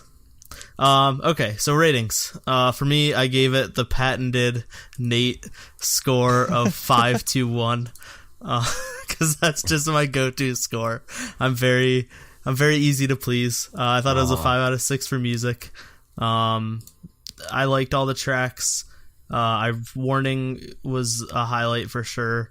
But yeah, nothing. It wasn't enough to blow me away to give it a full 6. There was no bingo game on it, so I couldn't just give it like QT, plus 10 points. Anime style girl group. I'd love to see Day6 do that. Come on, who do you have to talk to get that? Yeah, and then 2 out of 3 for concept. I liked how the MV was shot and everything. But yeah, nothing blew me away to give it a 3. And then bingo free space point, as Jacob put it earlier, because Day6 is great. So 8 out of 10. Cool. I just rewatched the music video while you guys were talking, and I really like it. So it's gonna be So if I don't, so the 1 point is for bias, which it's not necessarily the way I basically envision that is like you're basically feeling it point, like based on music and concept. I'm gonna have it like an 8 out of 10, but I think it deserves a 9. Okay. Something like that. Okay. Well, in that case, I think I'll give it a 5 out of 6 for music. I think all the tracks are very strong and re-listenable. Like, I would just play the whole album without pause, even for Shoot Me, because it is so unique. Yeah, and it kind of adds a different, an extra dimension to the whole album. And I'll give it 3 out of 3 for concept, because I really like the album cover. I think just like now that some of Day6 is finally on Spotify, because for the longest time they weren't. Yeah. JYP finally got everything on Spotify. Yeah, twice as well. Yeah, I see the album cover. I'm like, yeah, I'm ready to listen to this. So, like with the red font and everything, it's great. Yep. So, and I just watched a music video, and I'm like, wow, this is really cool. So, yay, 3 out of 3. And for the feeling it point, I'm feeling an 8 out of 10. So I'm not gonna give it. No so it's 530. Yeah. Okay, so he's actually using it correctly. Meanwhile, we've been using it We wrong. literally just give it every album. Pretty much. Oh, really? No, there's sometimes actually no. Well, sometimes I do. Okay, not every album, but yeah, probably Most of 90% the time. of the albums. For me, 6 out of 6 for music. I was very Yeah. worried coming out of like just the breadth of release that they had last year with both Sunrise and Moonrise. I was very worried. It's like, do they have anything left in the tank? I mean, they literally put out like 12 singles in the span of a year, so I thought they would just sort of phone it in here, but nope, no problem whatsoever. Despite like I guess still not standing out as much to me, I enjoyed pretty much every song on this album, and I'd say like Day6 is definitely cementing themselves as the sorry CN Blue, but they are the Korean rock band in like in 2018 at this point, and I'm glad that they're sort of. It took a while, and I'm glad that every Day6 has sort of started to help them pick up momentum. So I hope that they continue with it. I'd like to see the sort of vibe that they go with for part 2. So concept 2 out of 3 again. As much as I like the music video, I guess it just didn't. I don't think it deserved a 3 necessarily. So it was just. That's that. I'd say that it barely missed a perfect score for me, because I'm obviously going to give this a bias point, so 9 out of 10. I'm surprised that I've given this album... I never give albums higher scores than Nate usually, but it's... Occasionally, but not normally. Yeah, like whenever we review Hyuko, basically. Hyuko. I love Hyuko so much. Indie rock's not my thing. It's good. I liked their new... I gave their new album an 8. You guys just gave it 10 out of 10. I think this deserves an 8 out of 10, definitely. Yeah. So for me, I actually gave this a 5 out of 6 for music. I liked every single one, really good. Three of them are really, really good, and then the other 3 I think are like still really good, but not really, really good. I guess they just We take out a understand. really. So yeah, 5 out of 6 for music, and then I actually gave 3 out of 3 for concept, because I really like the music video, the color, the the camera angles, the the bang bang kind of thing. Like I can't help but go like do the whole bang bang when I'm listening to Shoot Me. I always do that. Like even It's like when when I'm you're driving, I'll be on the steering wheel, just like bang bang. It's like when you listen to Gashina. And you Yeah. Oh no! Well, you shouldn't do that when you're driving. Oh yeah. Yeah. And then moths start flying on your window. Oh, whoops! Oh god, no spoilers. Yep. Later. But yeah. Anyways. Bias point. Yep. Bias point. So I also gave it a 9 out of 10. So Jacob pushed it over, and it I think goes it up does to 9 9 out of 10. Wow! So it gets a shiny. Shiny. It's a truly Daebak album. Yes. Woo.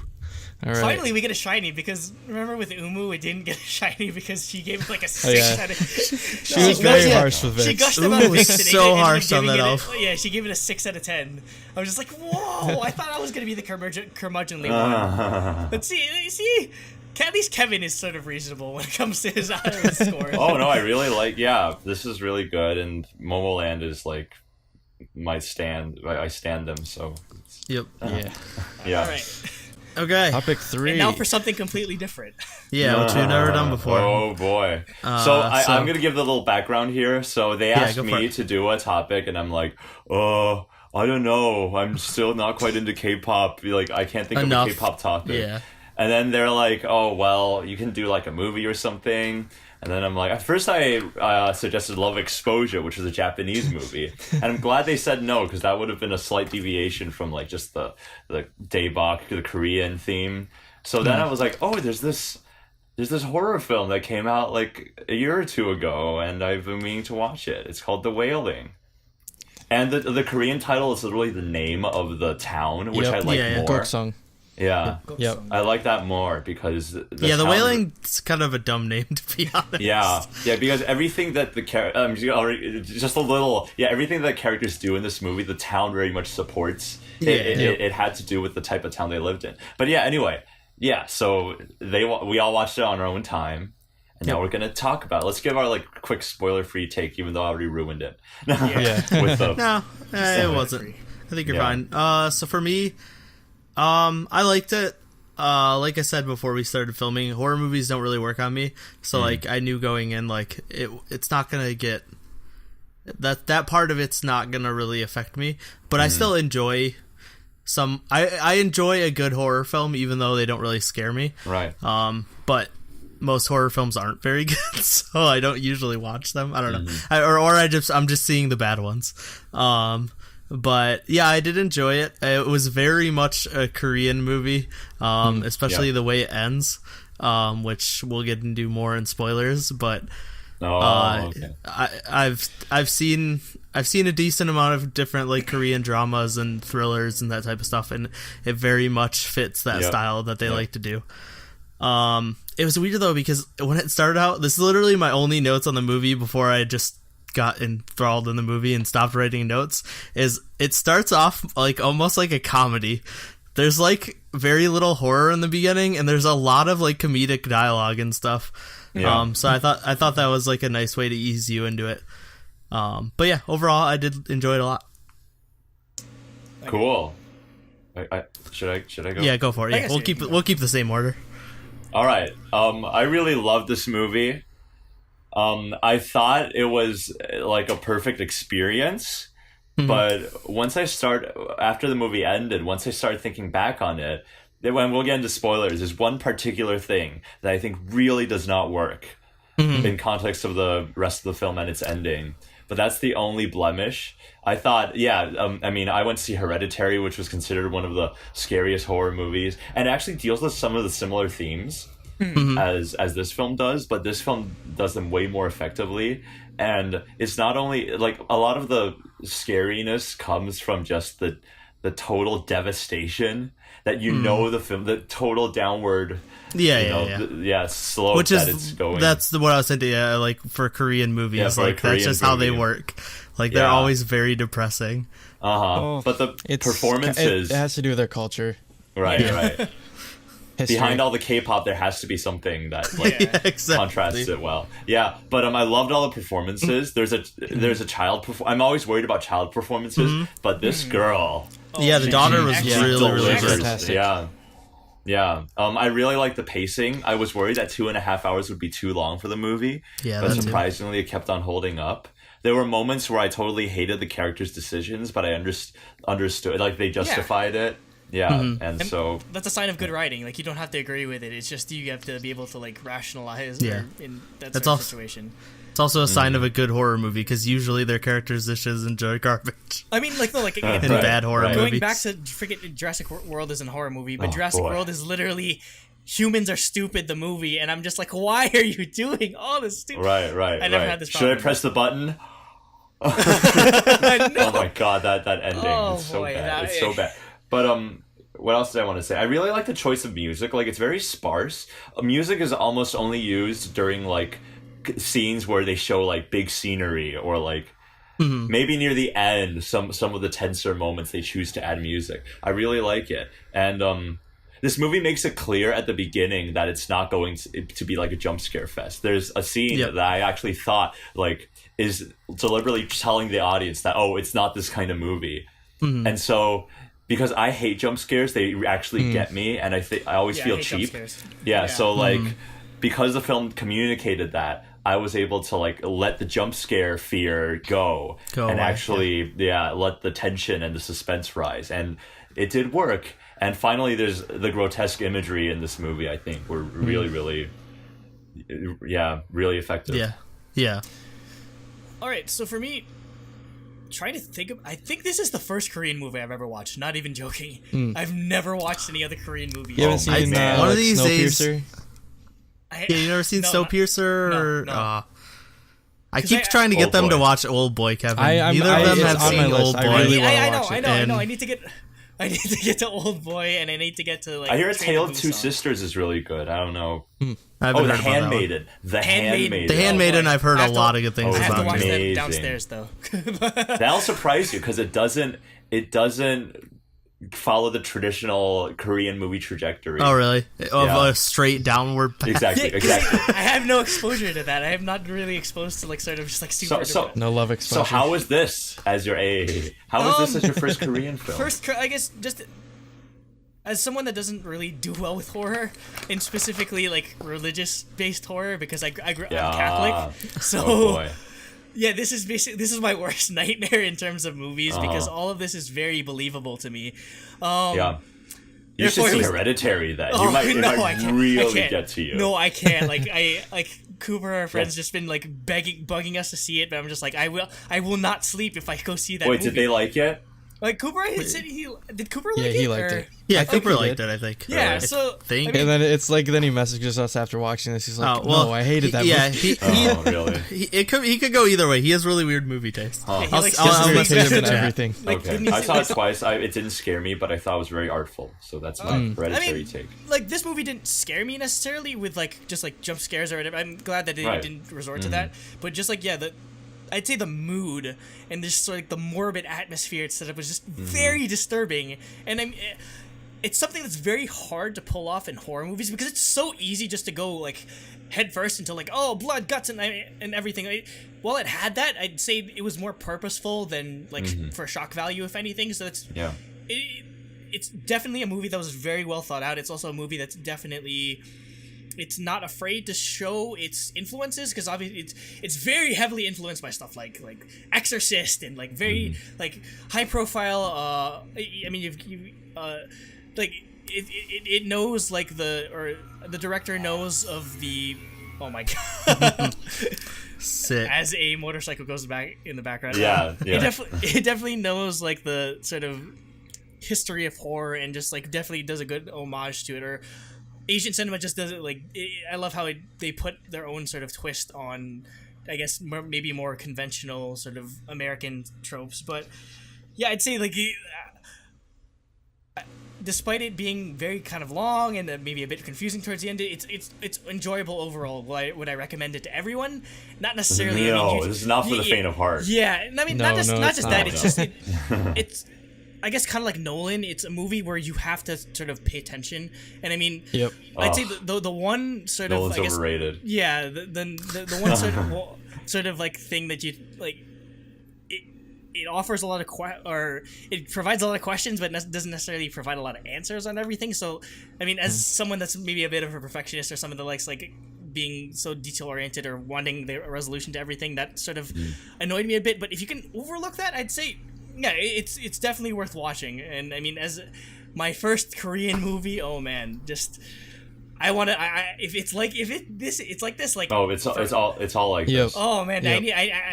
that's a whole sort of like pool I have yet to explore. Basically, just Yeah. Korean cinema and Korean like dramas and television, and everything. And yeah, Oh, K-dramas I'm are so hooked now. good. Basically, I need to go They're watch so all this other cheesy. stuff. Yeah. So Yeah. good. Cooper did say Hereditary is his movie of the year so far. Oh my gosh! Whoa, mine is now it's 24 frames, but we'll talk about what you said about like how other horror movies also have like the blood and guts and stuff. Like most horror movies have those. Like even with The Exorcist, there's like the one or two or maybe three scenes that are like the pit the pillars. This movie just dishes you with like this has scenes so every many. 10 minutes. This was like Saw, where it's just like we're gonna have all of the gore. Or no, I mean, Right. if I was to make any sort of reference in terms of just like I guess mood and sort of like setting, it'd actually be Resident Evil 4. Like, because if you really the setting of The Resident first The third of it in the game, villager. or the- yeah, in the basically, village. yeah, it's Resident Evil 4 deals with very similar I guess subject matter where you're just like going into this town that's dealing with this like super like crazy infection and everyone's going crazy. Obviously that's more zombie-ish than this is, but This got zombie-ish like I think- midway through. Okay, whatever. That's I'd not say- spoilers. Yeah, we'll just I wouldn't say. I have say- very strong, yeah. but it's okay. I'd say that maybe that was a bit to its detriment, going a bit too zombie-ish, but we'll get to that in spoilers. So Jacob, So for me, I think definitely the strength of this movie is like for me was the dialogue was really really well done, and it had a lot of character, I guess. Like every character had their own personality, and they felt like a real person. And I don't know if maybe this is like or non-person entity. Yeah. But like it makes you feel like this is a person you know, and for me, I guess kind of living in a rural area myself, like it seemed the way that we like I guess interact with each other here as well. Like everybody knows each other in the village and stuff like that.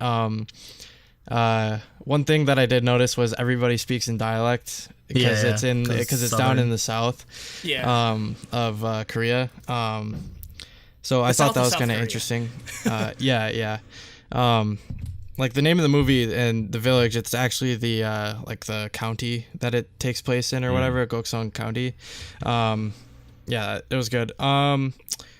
I agree with Nate. I thought it was interesting the way that it like is very comedy-ish in the beginning, and it kind of like eases you into the movie, and then it kind of just like it doesn't like instantly drop. It kind of like gradually just eases you straight into it. Yep. Like so yeah, I thought that was cool. I liked that it wasn't all just jump scare, and it made you care about the characters and what the story, and it has you like theorizing the entire time what's going on. Yeah, that's a big effect for me, basically. Yeah, like I enjoy when movies have me thinking the entire time and they have my brain going, and to see a horror movie that does that, I really, really enjoyed that. So I guess that's my 2 cents. Excellent. Yay. Okay. I think we could get into spoilers. All right. Let's go deep. I spent no expense in putting the spoiler tag up on the overlay. You'll see it later. Okay, cool. Okay. Yep. Yeah, just because for audio listeners, this is your spoiler warning right now. If you have not watched this movie, we're gonna blow the shit out of all plot points. So skip to like after this if you want to listen to the rest of the podcast or whatever. Yeah, go listen to. Use the timestamps to get to part 4. Listen to Kevin's Odyssey in K-pop. Yeah. Super Kevin's Odyssey. Yeah. Okay. So I don't know. I think let's let Kevin take the lead. Yeah, he does the movie reviews more than we do. I don't really know. I mean, I kind of want to talk about the positive stuff. Stuff. Yeah. Instead of because the big thing on my mind is the one plot hole that I just couldn't get it out. But what I loved about this film is how much of it like if you maybe read the script or read it on paper, there are a lot of things that are a little tropey, like the sort of like the seance / witchcraft stuff. But for some reason, none of the tropes in this movie felt like tropes. I believed it. It's the way they're introduced, the timing they're introduced. Like the character's already in such desolation, and then say like the old mother comes in and it's like, we gotta summon hire a shaman. And then I'm like, yes, that makes sense. Yeah. For some reason, it just works. I think there are some other things that like, even like the... Maybe because maybe we were so used to seeing like those type of like seance, like all this like witchcraft type stuff in terms of through a Western lens. Maybe I'm thinking like Scarlet Letter. It's like or not Scarlet Letter. What? God, that's not a horror movie. Oh God, what's the one with like the Salem? Scarlet Witch. Wait, Salem, the Crucible. Yeah, Crucible. Where like it's just like where maybe that's the I guess that's sort of like the progenitor of like all this like sort of witchcraft and like all this sort of like you're everyone's turning on everyone sort of thing. So I get maybe because it's done through like an Asian like an Eastern lens. That's what sort of we don't see that as often. But what else?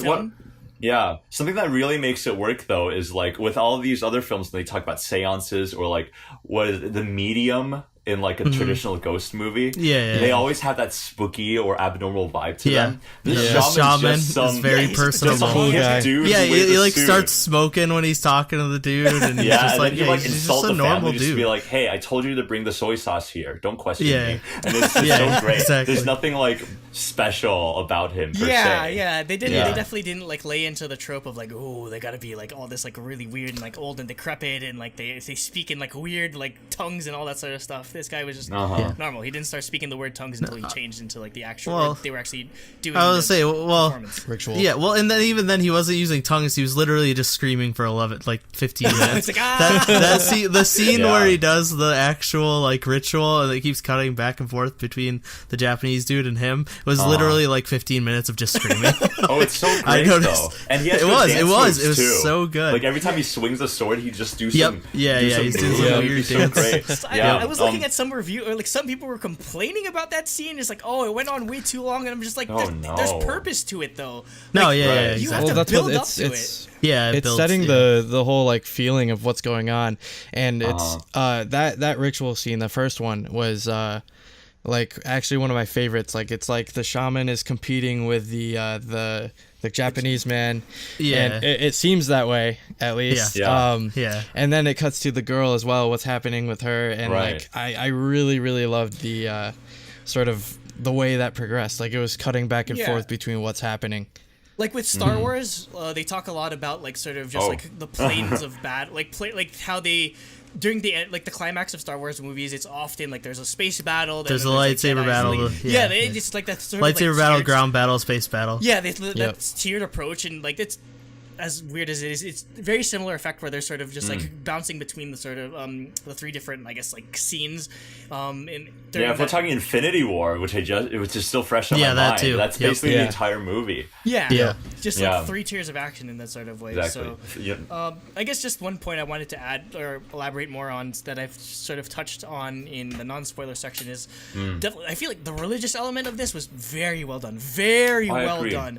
And I mean, I guess I could probably relate to this more because I'm practicing Catholic, but I love the relationship, or I love how at the very beginning of the movie it starts with a Bible verse of Luke 24, chapter 24 verse Right. 37 to 39, and off the top of my head it's talking about like, shit. oh, I'm like flesh and bone and that sort of thing, and Uh-huh. also I just like it so effortlessly weaves the religious like undertones or overtones into the movie so well. Like the very first shot is of like the Japanese man like literally like Oh no, wiggling- yeah. he's Yeah, like putting a worm. Yeah. yeah, and no, yeah. like just a That very big was thing, amazing. a very big thing in like the New Testament of the Bible is like it's like Jesus, he's calling for disciples to be fishers of men, and just like that whole sort of concept plays so well into this movie, Yeah. and it's just like Right. it's just like this whole like decrepit like twisted take on it, and like it's revolting and yet enticing at the same time, which is like again I've never really done because I feel like I guess just Catholic or just like traditional Christian like horrific like exorcism and that sort of stuff it might be overplayed, but this is such a very unique take on it, and I think maybe not having because honestly like I haven't watched The Exorcist. The only like I think I watched the It's okay. God what's the one that's like basically like the new Exorcist with the Last Conjuring? Exorcism? Conjuring. Yeah, I watched Conjuring, Oh. but which was pretty good. So I mean, I guess that the trope is sort of played out in Western again. It's sort of played out in Western media, but this is such a fresh take on like how they approach religion and demons and all this sort of stuff. And I guess that stuff is what makes it scary because like Well, I mean, yeah.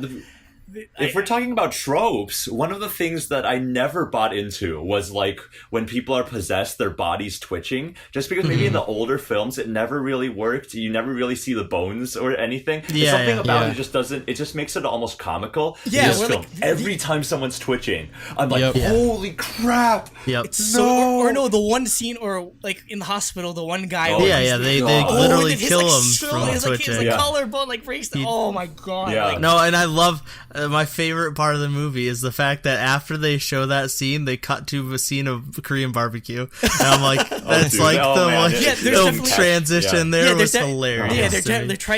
they're definitely trying to relate like the actual like basically it's like meat like all like, Yeah, like yeah, core elements exactly. are like relating it to that. Oh Yep. man, It's, like, Right. very appetizing. oh, Yeah, yeah. and, Much just and when the weird daughter's zombie like doing dude that, twitch like himself. Oh to yeah, death. yeah. That Yeah. was Yep. Yeah, the And he the plays daughter's into gluttony. performance was all right. So what I was gonna say anyways was the daughter's performance was honestly like one of the best. Like she was possessed throughout the entire movie, but it's like this this little girl like acting like a I guess like a disrespectful old man sort of thing, I Yeah, guess, you would kind of get thing. Yeah, yeah, she's just Senile like little swearing the girl. hell out of him. Yeah, and obviously, the violent element and stuff like that.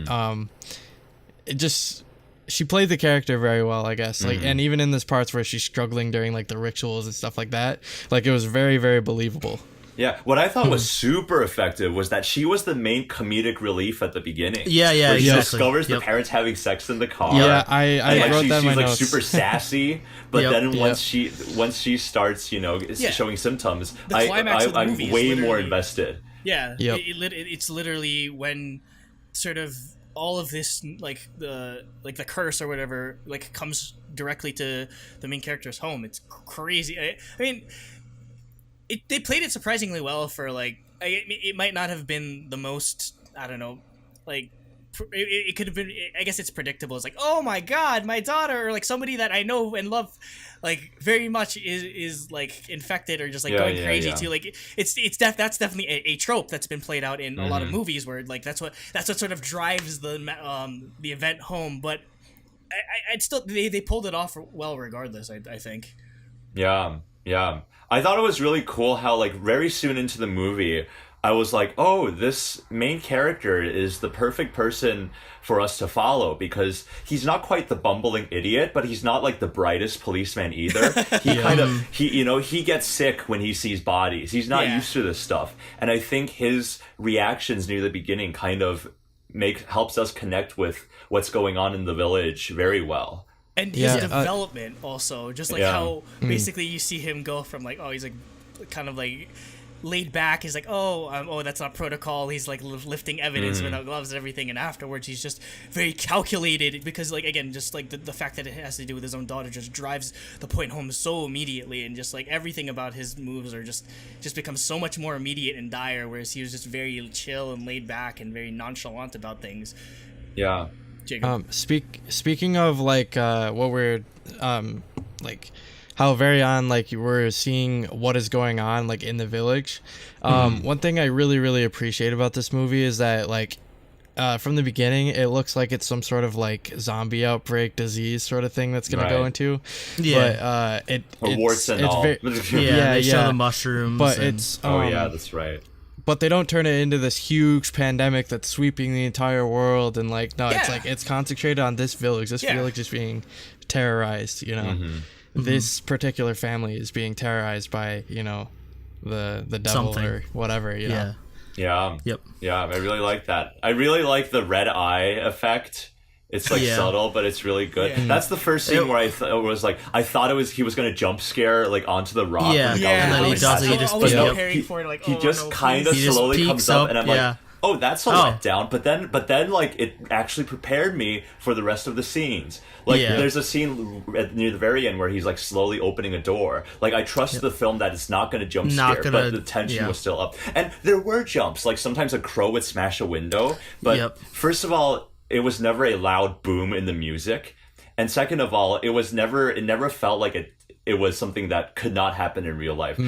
With other films, there could be the cat that jumps out of the corner. Like even that's a little played out. Every accidental jump scare in this movie feels like it could totally happen in reality. It's weird to say that like it's very grounded for a movie that has to deal with demonic zombie type thing. Absolutely.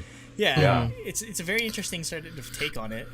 To touch on the like small little jump scares, like I think those actually served a really good purpose of like setting the mood for the actual setting of the scene, like and the character is feeling uneasy and it's kind of like twitchy, like looking around, like you don't know what's going to come out, I guess, and whether anything is or not. Like it's like almost like a false suspense, I guess. Like you don't know if something is or is not coming out, so you don't know whether to like anticipate something, and it kind of carries through most of the movie like that, actually. So I agree. I thought it was the one moment that kind of took me out of the movie was like when he suddenly decided to stop the shaman, and I'm like, oh wait, why? But then like it made sense. But then he like carried his bunch of work dudes, and they all went to kill the Japanese dude. There's like we're just gonna like form a gang and go beat the hell out of this whole Japanese dude. Right. one scene that horrified me was when the shaman started the nosebleed. Oh no, yeah, vomiting. the nosebleed, We yeah, can talk about, vomiting. like, the character's name is literally just like the woman or like no name. Oh no, yeah, I was gonna say, do we want to get into the actual like ending main point of like the thing that makes you think, like the whole point of the movie? So like it starts out. Can I start that actually? Well, I was just gonna go through the actual plot, and then we can discuss. Okay, because the part where it starts to be like plot twisty or whatever, I want to cover like what I was thinking, I guess. Throughout the movie. Okay, yeah. So starting off, obviously, like you think there's some sort of zombie outbreak or whatever. Then some random dude that runs a meat market. It's like, oh no, I saw the crazy Japanese dude. It's him. He's crazy, and I saw him like eating a deer naked in the woods, and he attacked me or whatever. Mm-hmm. So you're like, okay, maybe this Japanese dude's like a demon or whatever. Just to quickly interrupt, because I'll totally forget this. The second time the same dude rolled down the hill, it was almost. Oh no, the amount of people that fall down hills in this movie is hilarious.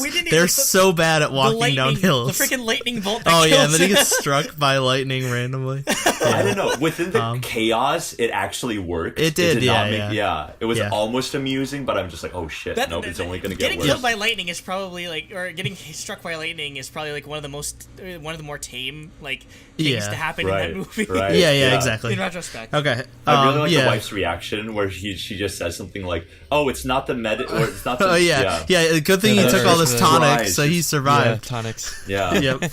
Anyway. But yeah, so you think it's the old Japanese dude, and then you get introduced to this woman. While they're investigating the second attack.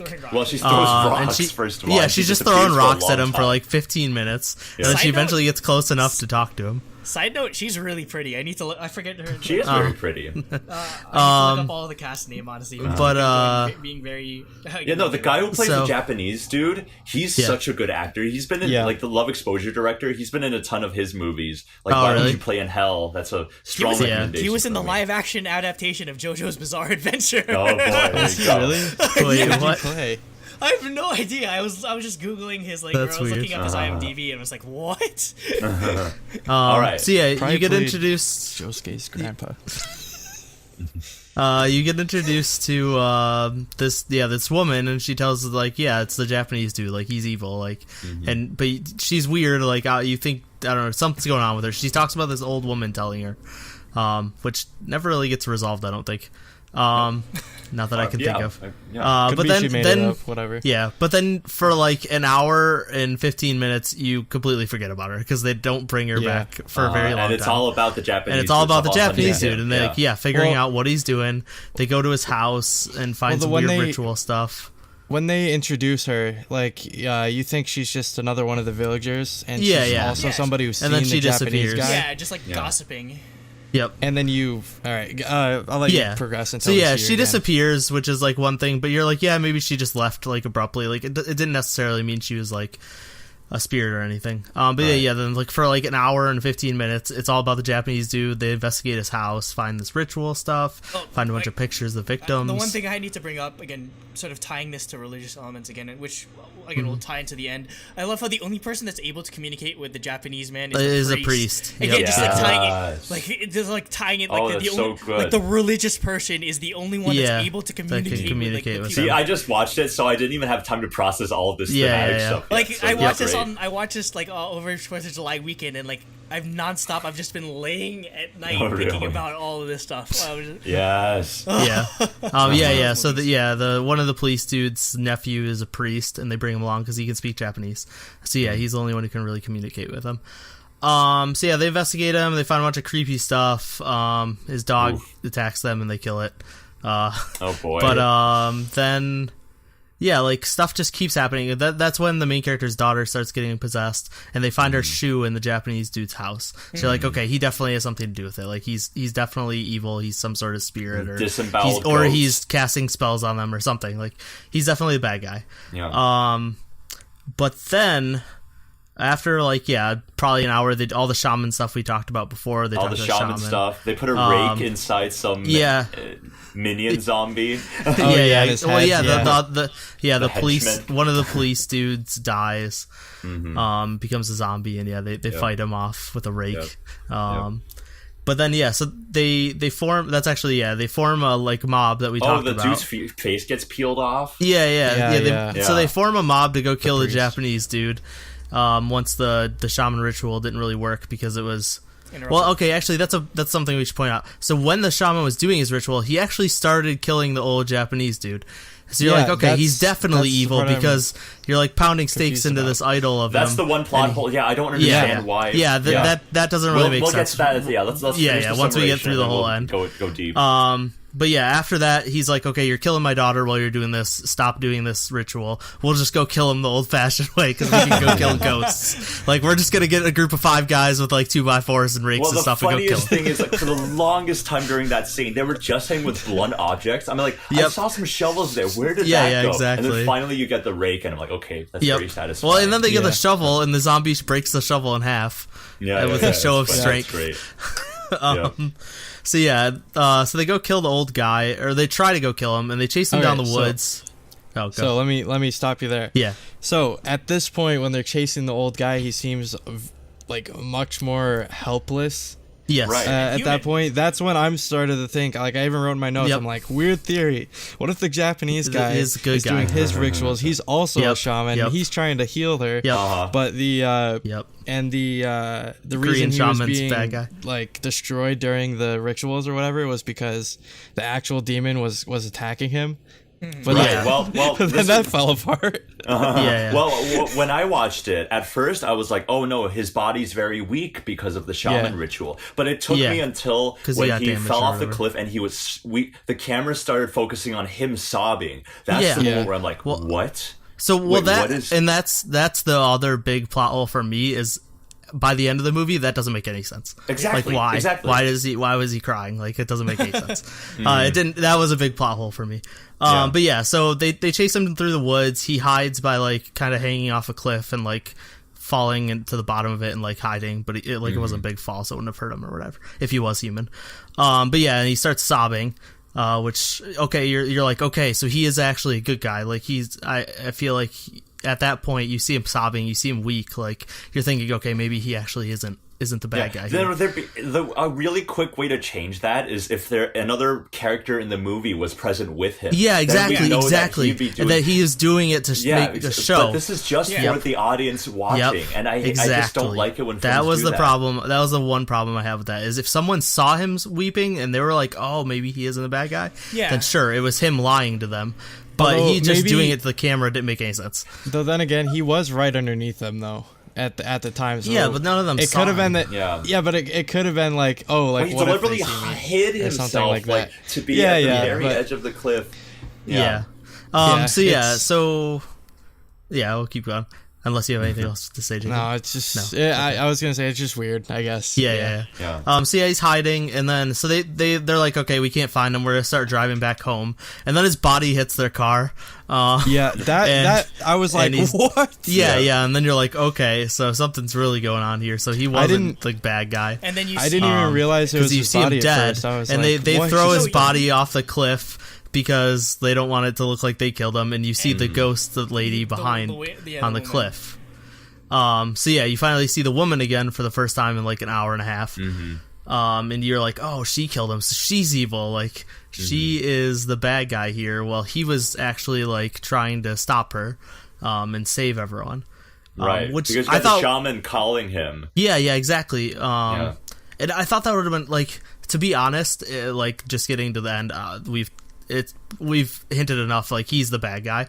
That was actually a little disappointing to me because it's such a trope that it's like, oh, it's the Korean movie, the Japanese guy's the bad guy because Japanese people. Building on that, that's one thing early on I said is I wonder if this is supposed to have any parallels to like the Japanese occupation of Korea. Where they just, I mean, if you specifically Handmaiden. I don't know. Go watch it. Yeah, exactly. Because you guys watch this on Netflix. I have the Blu-ray. I don't know if Yeah, the I watched it on translation was the Netflix. same, but when they'd call him, they'd use a English. They call him derogatory- Jap. yeah. They call him they say Jap. Jap. So like, I don't. Is there Korean like like derogatory term for They, Japanese people? I don't know, because it sounded like, from what I heard, they just said Ilbon Saram, like, Yeah. which is Japanese person. Okay. I don't know if they were actually using a slur, or I didn't notice one. Yeah, but that's just a very interesting sort of thing. Like again, and it but- kind of caused a bit of controversy. But like, xenophobia. Yeah, It's like, yeah. Oh, of course, the foreigner is like the one that they don't trust. Yeah, is the bad guy.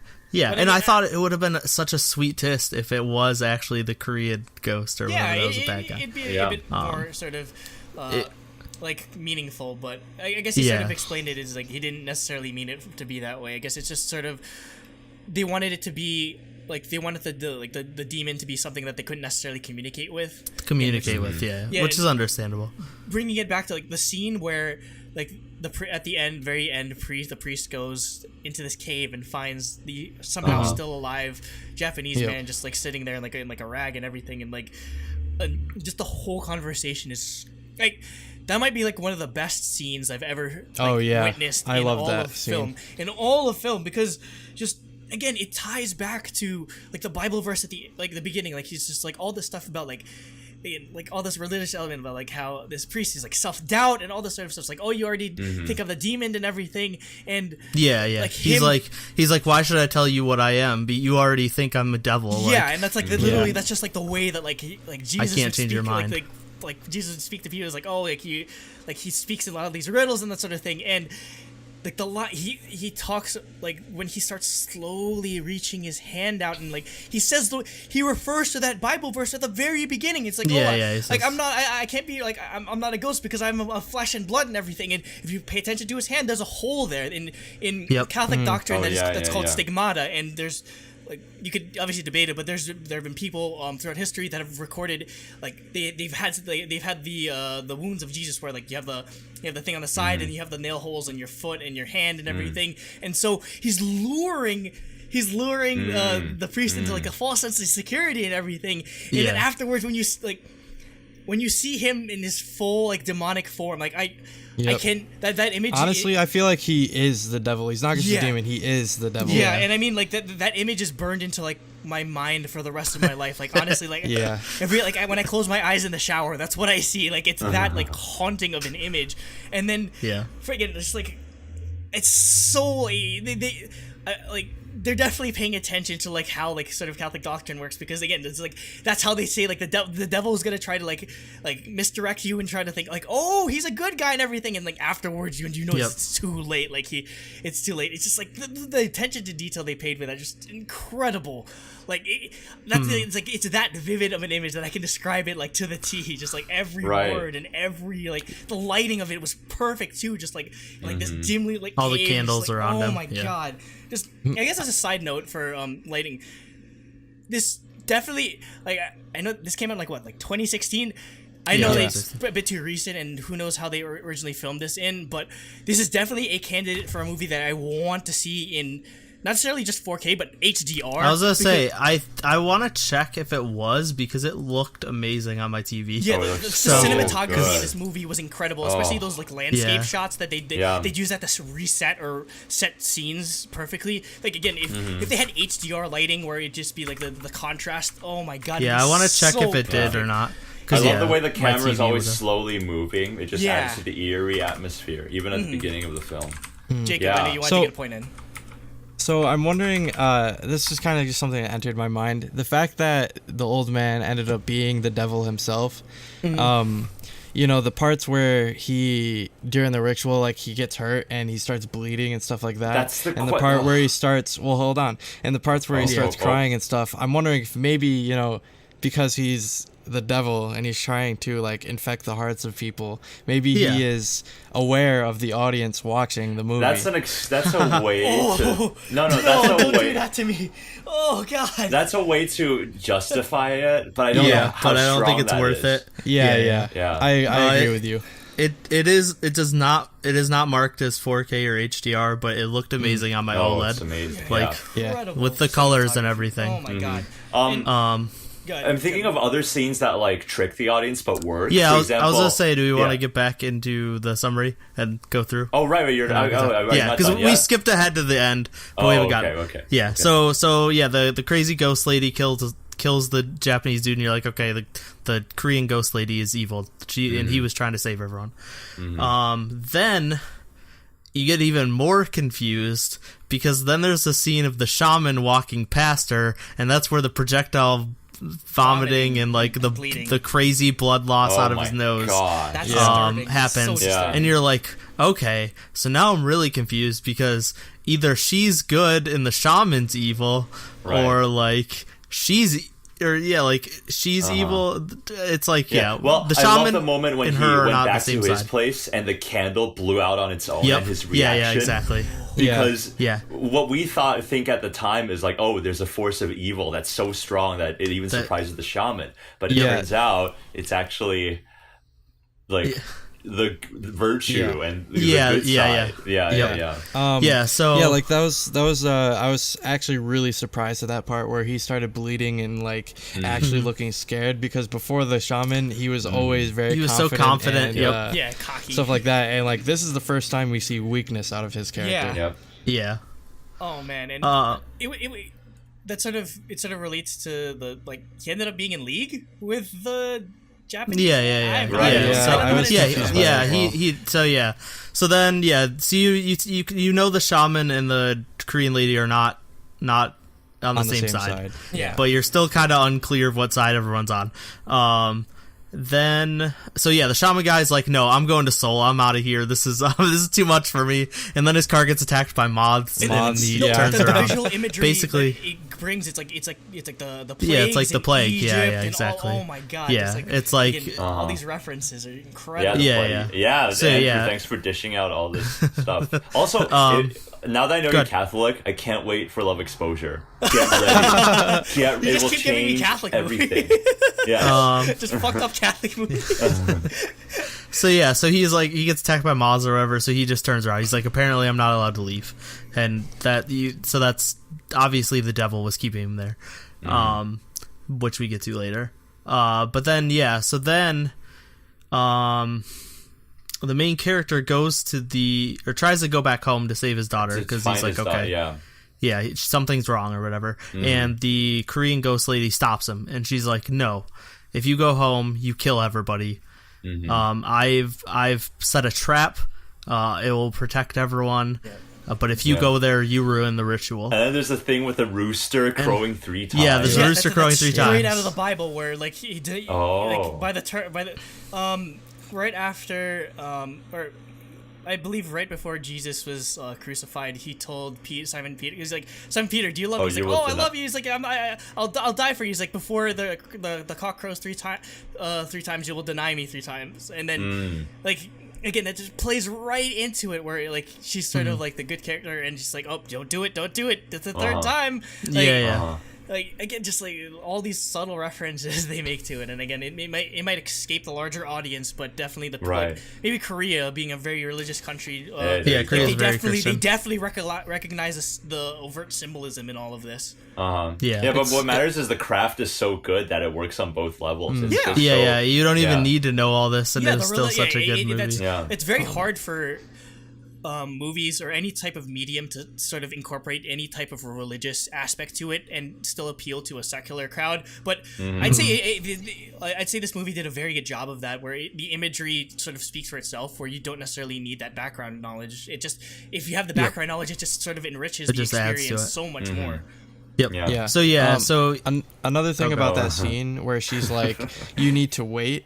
Like, I actually, at that point, I was still, like, not on her side, so I was like, fuck her, you're like, just go. Yeah, exactly. At that point, I was that's... And then she, like, holds his hand, there's that camera pan where, like, oh, no, she's holding his hand now. She's a real person. And then, and you see, and then but the thing is that you know she's a real person, but the sort of maybe it's the lighting, but like the glint in her eyes and like the paleness of her skin, you know that she's not like a natural human being. And how she hides in the shadow for so much of that scene.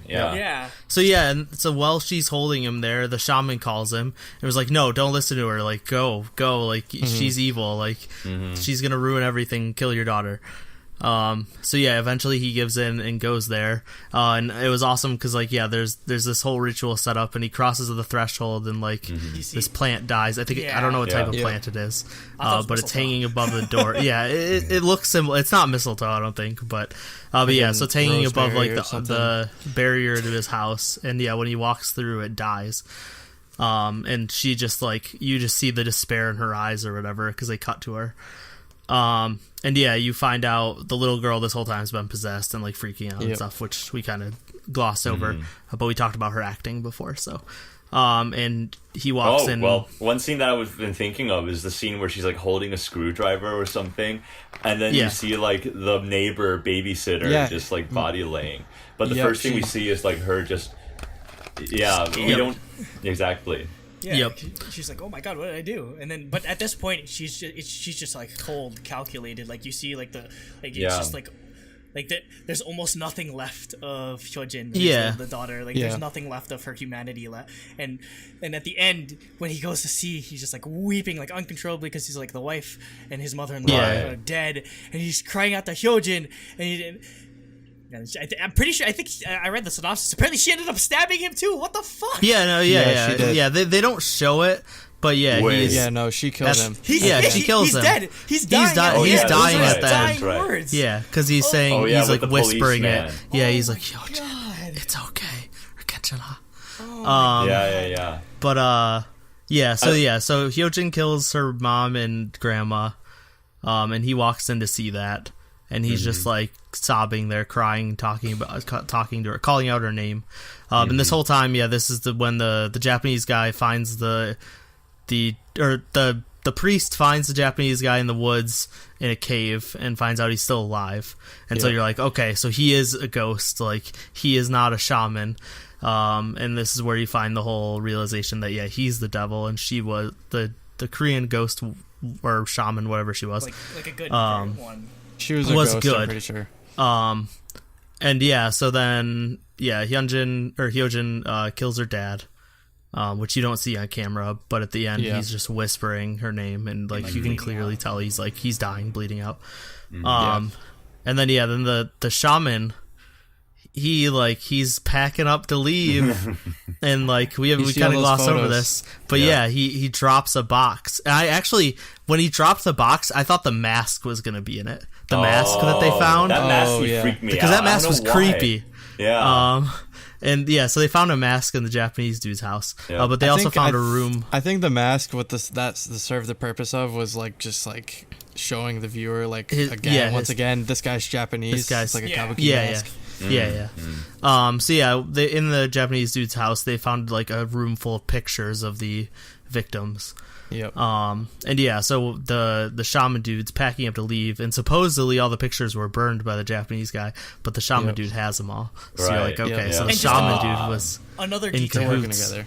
Like the camera that the Japanese man used at the end when he's the full devil, and he uses to take a picture of the priest. Is the same brand of camera that the shaman used. Konica Minolta, Japanese camera brand. So again, there's just like all these details in it. Oh, really? I didn't notice that. I wrote that down. Yeah, Minolta cameras became Sony's cameras now. Yeah, basically. Oh my god! And just like the thought that they put into all of this was just, oh my god! There's just like, it's so like layered and everything. Yeah. The whole movie from like halfway through to the end, you're constantly in question of like which one is evil, which one's good, who's a ghost, who's real, or who's a real person. Like, what the hell is going on? Right, and they don't really feel like reveal. Like, they don't feel like the typical twist, like gotcha, because this literally deals with like different things, reality and people and who to trust and faith.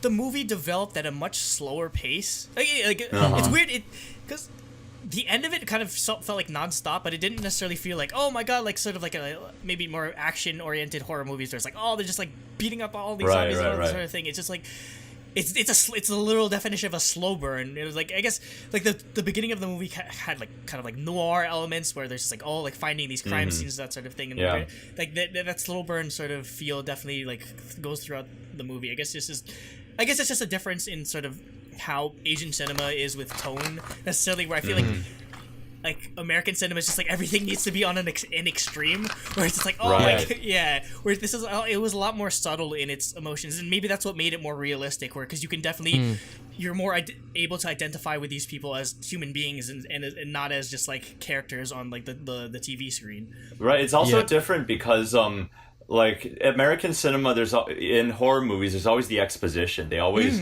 try to say a lot. And Hereditary, actually, one of the weaknesses is does that too. But this movie, it feels like everything is it was everything was revealed revealed naturally. Yeah. through exactly. imagery. Yep. Yeah. Or just well-written dialogue where they're not explicitly saying straight up, "I'm the evil ghost." Like, Yeah. All right, Jacob, go. So for me, from the point where the guy, he gets his friends together and they go up to the mountain to kill the Japanese guy to the end, that was easily like the best portion of the movie. Yeah. The part where you're like, you are on the edge of your seat, like you have no idea what's about to happen. You're like speculating in your head. Everything is like going on. And with the plot twist, it seemed like we got the plot twist right then. Like, oh, the Japanese guy, he's not evil. And then it kind of untwists itself. You're like, no, it's exactly what you thought it was. But like to a even worse level. Like, he's not a ghost. He is the devil himself. Yeah. You know. Have you guys looked into any of the theories? Like, regarding this? No. I've looked up one that was really interesting. I looked into so many. I guess I'll go. Yeah. Jacob, you can finish up, and then I'll go into it. So what I was gonna say, lastly, was like the part at the end after he's revealed his true form to the priest, where he's got the camera and he's taking the picture of him. Like that's easily the scariest moment in the whole film. Oh, really? Yeah, in my opinion, like it's. Well, like I don't really get scared of stuff, but like it and it didn't really scare me, I guess, but it was definitely the most like, creepy and powerful image in the film, in my opinion. Wow. I think that's the strength of this movie.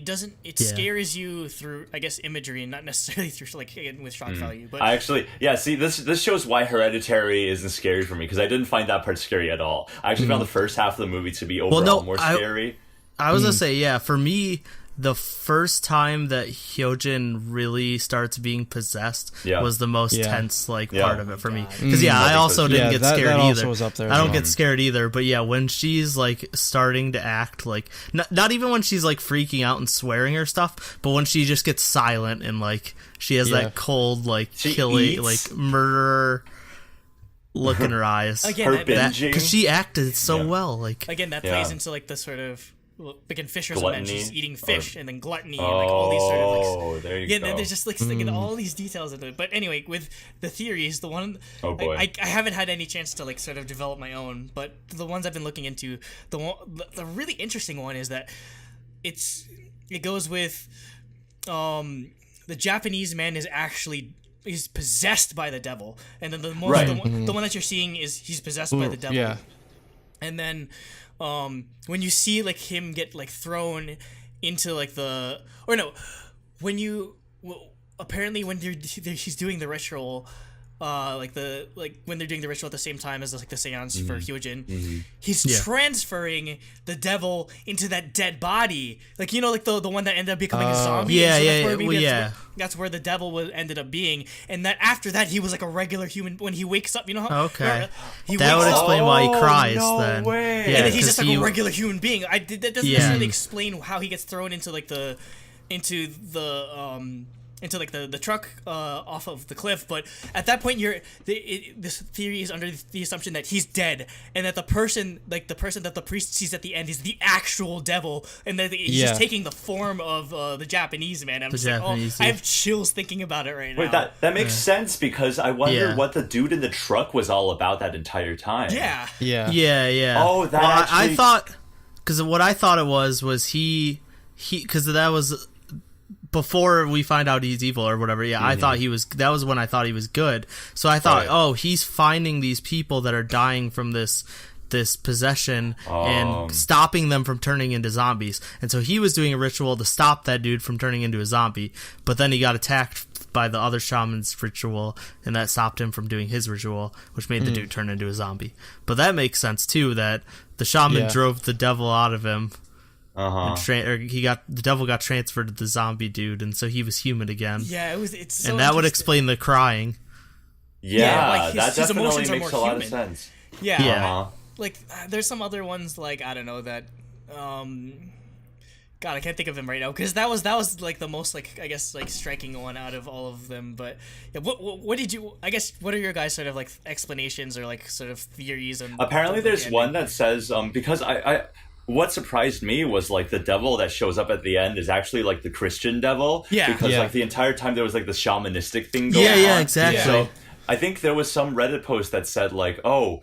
The devil at the end might not actually be the devil. It could just be a reflection of the deacon's lack of faith, and that's what's being projected. So there's a chance it's not even the Christian devil. There's a chance that whole thing is fake too. Oh my! And it's actually some sort of witchcraft or something. Yeah. Yeah, my main theory was that one that I mentioned earlier, where like the devil is actually aware of the viewer and is trying to. I mean, that would surprise me. It being a meta sort of thing. I wonder. Yeah. I want to look back at it because what would make that scene really strong is if there's a moment where he like kind of looks in front of the camera but doesn't. Yeah. Like you can't make it him outright look, but if there's a moment where he's like crying and he kind of just zooms through, that would make it like even more powerful. But and I don't know. It makes sense because like demonic sort of like devilish sort of things they're very like omnipotent to like their surroundings or like that'd be that. And honestly, stuff like that like scares the hell out of me because like we're like the actual like seeing like demonic shit like change or whatever like show up in media or whatever, because like I used to be in a sort of like a religious group sort of thing, and basically like I'm very familiar with the stuff that they'd like talk about in this, where basically if we're like gonna do something with like praying, you'd have to cover up all the mirrors because you don't want like they think like, oh, the devil might show up in like the reflection of the mirror and stuff, or like how if you go into woods or whatever, like it sounds crazy, but I've seen people like get possessed or whatever, like they like have crazy like mental breakdowns, and it's just like scarring as a child or whatever. But right. Yeah, it's just definitely like that's why I guess that imagery just like sort of hit home for me way more because I've seen this sort of stuff happen before, and it's just it's very disturbing. It's very disturbing as a Catholic, but oh man, it's just I guess that's just what makes it enjoyable is just like it hits so close to home for me. Right. Yeah, that's cool, I guess, but it's also I should apologize for making you watch this. I wanted I like watching these sort of like movies despite it like hitting home for me like in this sort of way, but I guess we're sort of exhausted. Like I guess I was gonna say we should start close up. We have another topic and we're what like through 2.5 hours in. Yeah. Right. Well, I guess at this point I'm going to do one final plug for my movie review channel. Oh, definitely. Yeah. Just because I think I've decided the movie I want you guys to watch. You can plug it at the end too. So. Okay, cool. So basically, I want these guys to appear in my movie channel. It's called I Want Breakfast. And because the channel's not that popular, you have to change the search option to like channels instead of all. Oh, yeah. And then you'll find it. It's hard to find. It's a picture of a sun on a TV screen. And once you see all our thumbnails, you'll realize why it's like that. But the movie I want you guys to watch is one of Peter Jackson's early films. So before Peter Jackson directed Lord of the Rings, he was an low-budget horror director. Yep. Yeah. Yep. Have you guys seen any of the movies? I've never seen anything. I knew about him, but... All right, here we go. I'm going to recommend Brain Dead or Dead Alive. Yeah, I think if you search Dead Alive, you'll get better results. Because, like, how do you watch these movies usually? This I watch on Netflix, but... I find it online usually. Yeah. Okay. There's a chance that if you search Brain Dead, you'll get a version where the audio and music overlaps itself twice, like within 3 seconds of each other. So search the American title Dead Alive, just Peter Jackson Dead Alive. Yep. Yeah. Brain Dead, also known as Dead Alive in North America. 1992. Yeah, get ready. Way before Jacob was alive. Yeah, you're 6 years before I was alive. Yeah, but I was the only one born when this movie came out. Okay, I mean, are we gonna give the Wailing like any like numbered score or just? Yeah, do we want to score it? I mean, I have a numbered score that I usually use. Okay, so. we'll follow your lead. Okay. Yeah, you go. I guess we should do it out of 10. So like, Yeah, just straight out of 10. oh man, but because of our discussion, I want to give plot hole a pass. The whole the theory might have fixed the. I feel like I need to watch. No, I'll stick with my original thing, and then I might rewatch that scene and then change it. But for now, like, so what I do usually is on the app I use Letterboxd. It's like out of 5 stars. Yeah, and then what happens is like. I do like a half star, and then I like tweak it. Is there like a low 4.5 or a high 4.5? So this is so I'm like, this is definitely a 4.5. It's not a 5-star because of that one plot hole, and I gave it a 4.4, which could also be like an 8.8 out of 10 if you want to do a 10 rating. So that's my rating. Okay, so if we want to do a 100-point scale. Oh yeah, there you go, 88 out of 100. Yeah, 88 out of 100. I'd probably give it. Probably around like an 85 then. Cool. Nice. Because I did like it a lot.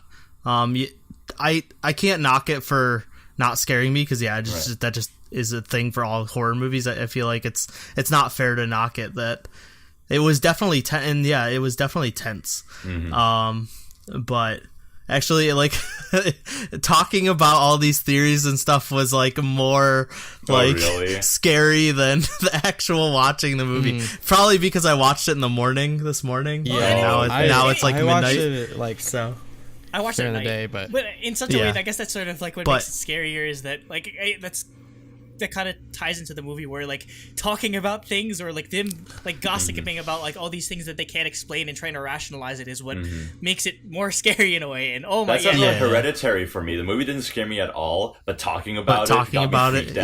Okay. So that's kind of like I'm not like scared right now or anything, but it's definitely I'm like scared as fuck right adding that tension. But yeah, so I would probably give about an 85. Cool. If I were to give this out of 100, I'd maybe give it like a 91 or something like that. Just because I feel like I tiny bit better than a 90. Yeah, it's just like I give it. It gets great marks for both character, the development of like the plot, cinematography was excellent. And again, just like it hit home so close to home for me as a Catholic. So again, just being able to relate to it so well is what put it over the top. I mean, it's not perfect. Again, like I feel like, despite it, like 2.5 hours kind of went by like that. But I mean, in some parts it did feel a bit slow. But I feel like I might have spoiled myself for the rest of Korean cinema because I put this at such a like this might be like my pedestal, and then everything else after this. If you like, that's what I was saying. I think this is one of the better Korean films in general. Yes, it was. Like, even with Old Boy, I have little nitpicks with it. Yeah. Yeah, I don't know. Old Boy affected me on another level than any other movie. I agree. For like a week afterwards, that's all I could think about is how depressed it was. Because like if you think this movie was a depressing like downward slope, Old Boy is like a 90-degree straight drop off a cliff, depressing, and it's amazing. None of the friends I showed it to actually felt that way. Really? Maybe it's because I like hyped it up. Okay. Hopefully I'm not hyping it too much, but for a week after that movie, I was depressed and constantly thinking about it. Yeah, I'm at 91, Jacob. So for me, the out of 100 scale point that I had in my head was probably 94. Because I actually really enjoyed this a lot. Like, this is probably actually easily one of the best movies I've seen, to be honest. Really? Like, it's the best movie I've seen all year. Well, like, because 2018 is so weak. I'm telling you. Yeah. Well, like, we were talking about that, like, at the Oxtongue dinner. Like, I wish I watched more movies. Like, I really love watching films, but like, same. I don't go to the movies that often, and I don't, sit down and watch films, often enough. Because I usually stick to, like, series and stuff like that, because I can just watch it while I'm eating lunch or whatever every day and just, like, work at it. Yeah. So, yeah, I think that's something I'm going to do this coming semester, is just try to, like, sit down and watch a movie at least like once a week. Wow. Maybe get a movie pass and go to the movies every if you need recommendations. Yeah. I'll come to you. So cool. We it averages out to an 89.25. So an 89. Wow, all right. So it is a truly Daebak movie. Yes. Absolutely. I think it's a truly Daebak movie. Yeah. If we round it out to a 10-point scale, then yes, it is a truly Daebak because it'd be 8.9. if we keep the 100-point scale, it would round to 89. Yeah. So it wouldn't yeah. be truly Daebak.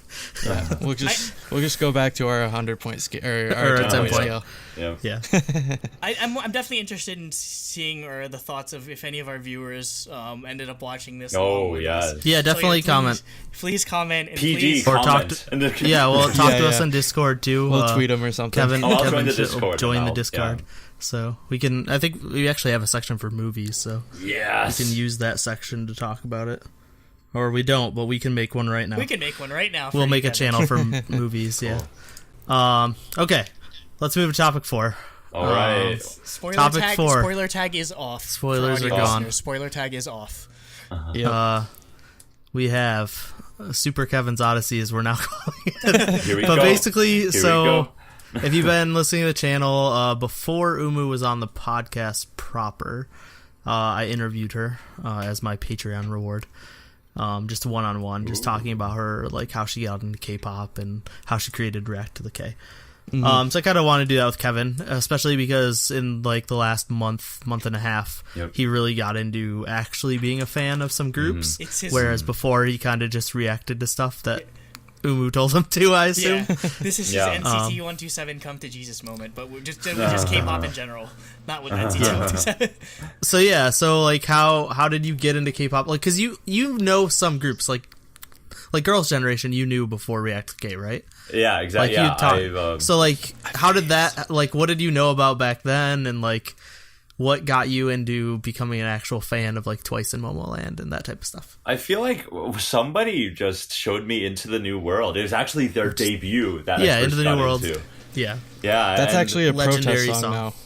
Yeah. Oh yeah, Like yeah, they yeah, sing yeah, that yeah. in Korea at protests. Yeah, like anytime oh my there's a God. student Yeah, protest especially- or like a gay pride parade, like they use Yeah. Me Into the way. New World. Like that's like the fight song of Korea, basically. Oh wow, that's so crazy. Social But yeah, reform movement. there. theme. Oh, was my microphone on backwards? I know. I'm not even recording it. So, like, I'm recording on the phone. Yeah, it's actually in reverse. That's why. Wait, let me try this. Oh Jesus. So for That's this just for last us, it's section, fine. you're gonna actually be able to hear me. Yeah, we could hear you the whole time. Cool. Well, yeah, and you know, I mean, it's nice to be able to play piano in like a regular public high school. So obviously, when people are talking about like Wedding Dress by Taeyong, Yeah. I'm That like, That was, yeah, that was my song too. oh really? Yeah, was how I got exactly. in. That was the yeah, our high school generation. I feel like. Yeah, but I mean, I know all of it just because I got into K-pop very young. Yeah, you Oh, got into cool. K-pop when you're like He was in like middle 12 school. years old. Yeah, I was Yeah. literally like 12 when I got into it. And yeah, and I feel like 8th I grade, kind of probably. knew Sorry Sorry, and I've heard like name Super Junior, like 2 Yeah. p.m. was a big thing. Yep. Yeah, 2 p.m. Yep. Yeah, and I've never listened to a single song of Oh, theirs 2 up to p.m. this day. Listen to ADTOY. Oh yeah. It's Okay. definitely their best song. Just a Okay, quick cool. question, like how well versed are you with Chinese music? I know you brought up like C-pop or like Mandarin or As are you- far as, well, let's see. When did I leave China to go to high school? Because I actually stayed in China for a bit, lived in China for like 5 Oh. years. Yeah. what part of China? Yeah. Beijing.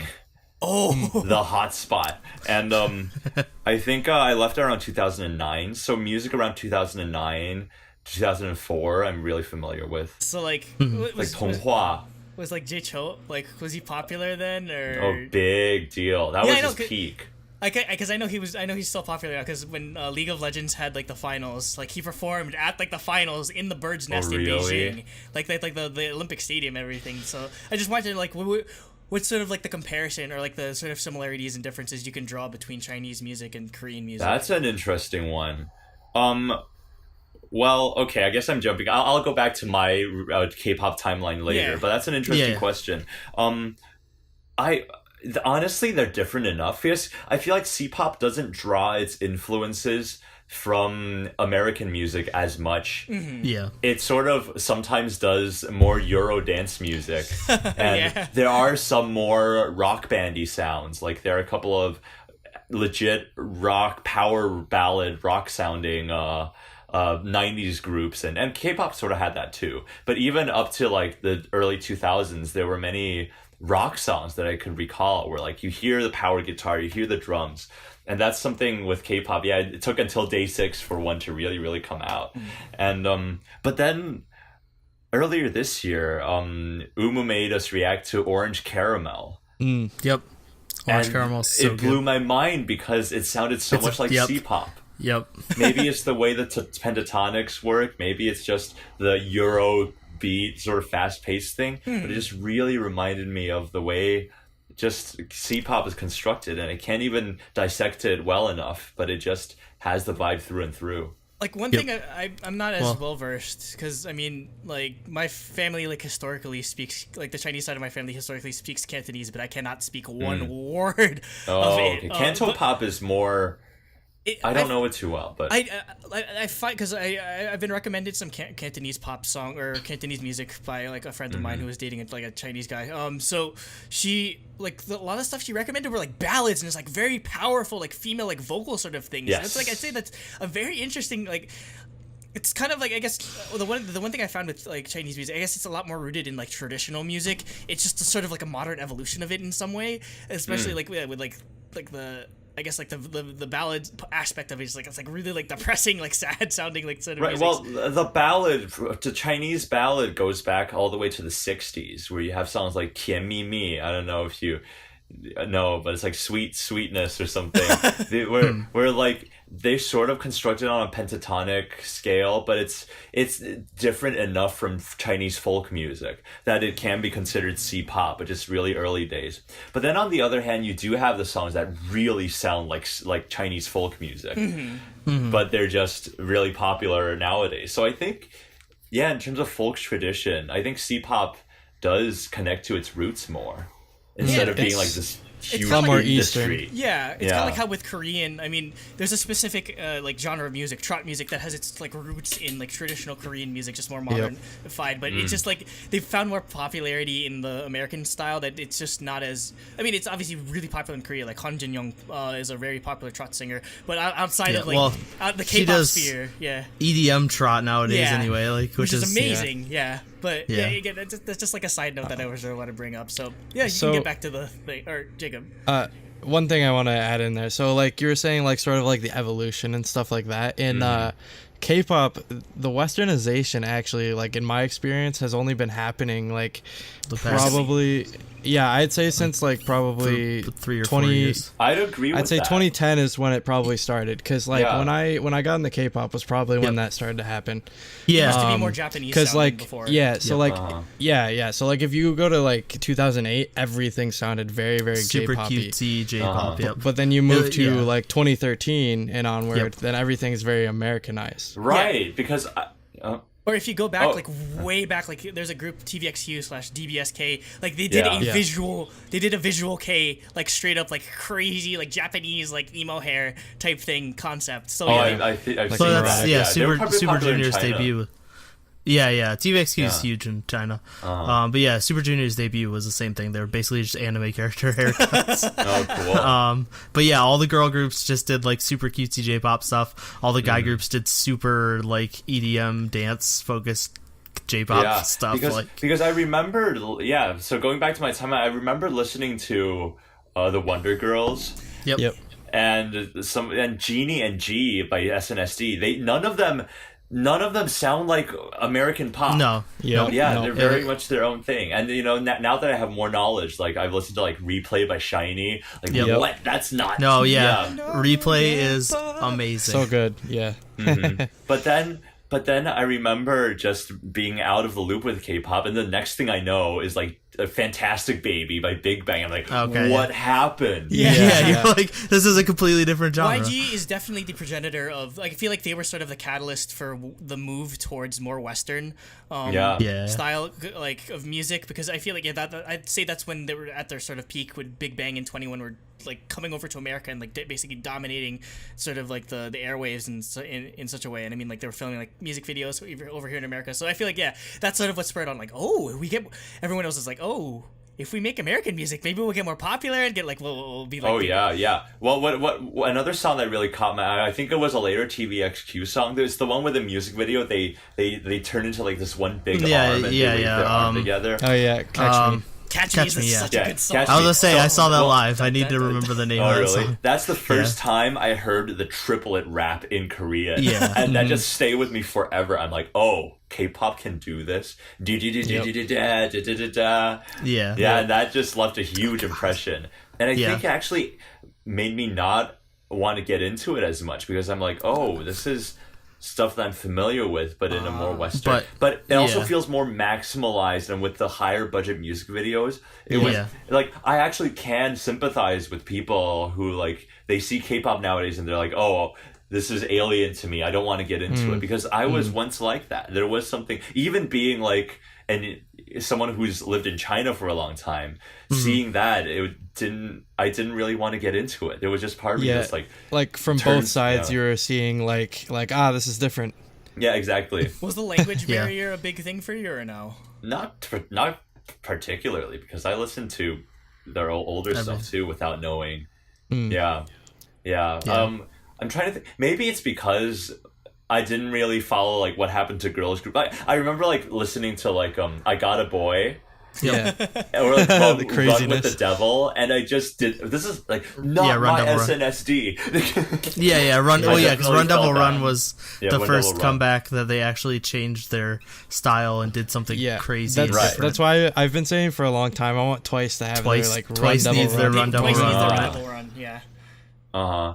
Yeah, they might need that. I don't think they need. I don't think they need it I don't right think now. they do but it right now. They're Yeah. going to, and I want it probably- eventually. I haven't listened to any clips of the new comeback yet, but I'm Oh my excited. god. I haven't. Okay, Jacob's on I'm still not Still I'm not skeptical? sold Is yet, but- wavering. My faith the is just- 10-second teaser blew me away.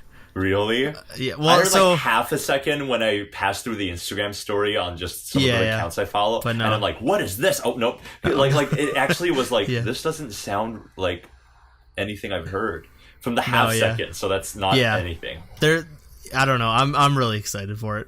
But Cool, we'll see. cool. We'll see if I because love who knows? The concept Sometimes of the beach 12 stuff and the, sometimes the 12-second teasers are nothing like the actual song. So Yeah, right, we'll well, see the BAM 12-second teaser immediately revealed everything. But, yeah. I didn't watch it. Yeah, moving exactly. on. So then, flash forward to so I went through my Eastman college career, not really, and the classical music bubble helped too. Like nobody really even listened to pop, and maybe but I kept, since I owned a car, I kept in tune, no pun intended, with all like the mainstream pop. Yeah, radio. you listen to top 40 stations and stuff. Yeah, so I knew, and it progressively got worse and more monotonized. Yep. And I think that was like the perfect time to like meet for me to have met Umu, and for her to have this idea, and I So- was probably Side note. Do you guys actually call her Umu or do you call her Emma? No, we call I've her always Emma, wonder that. but I feel You like do? at Okay. the conventions, Everyone go called by her Umu. just Yeah, because, Well, that's what But, when I was first interviewing her, I was like, I don't know, should I, or like when she was on the podcast, should I refer to her as Emma or Umu? But I was I like, just call her everyone Umu. knows her as Umu because of the channel. Right, exactly. And she leaves, her not initials, but like her signature is Umu and stuff. Yeah. But but actually, there's a really funny thing, and I don't even think Umu or Emma knows this because she's not really aware of these things. But the only reason that I'm on the channel is because the first time I saw her during orientation, I like flirted with her hardcore. But it was like, yeah. So if she watches this, We're definitely sending this to her. The cat's out of the bag. Oh my God. But like, it wasn't Breaking like real. news. Please, Yeah. are you okay with saying this? Because I watched one of the React live streams, and they ship reactors so hardcore. So you're opening up. That's fine. Yeah, You're no, opening I up know. a can of I know. I'm sure they know. No, I'm They've very probably aware read of what fan I'm saying. fictions and stuff. Oh, God, They've probably please. read fan Oh, fictions. gross. Please, Oh, no fanfic. don't get Please, close. Wattpad, No. stay Yeah, away don't from- write those. That's gross. No looting of React to the K people, please. They're too good. They're too precious. Oh, thanks. But yeah, so I managed to not creep her out somehow. But then I think she heard that I actually know a lot of music theory, and I'm actually I know my shit. And so she asked me, and that's how I got on. Like, there was no way I would have known her as like a person who's literally 4 years older than her. So yeah. Something. So good if you came out of had that never weird- even seen her and she had just somehow heard about you and asked you, you wouldn't have done it probably?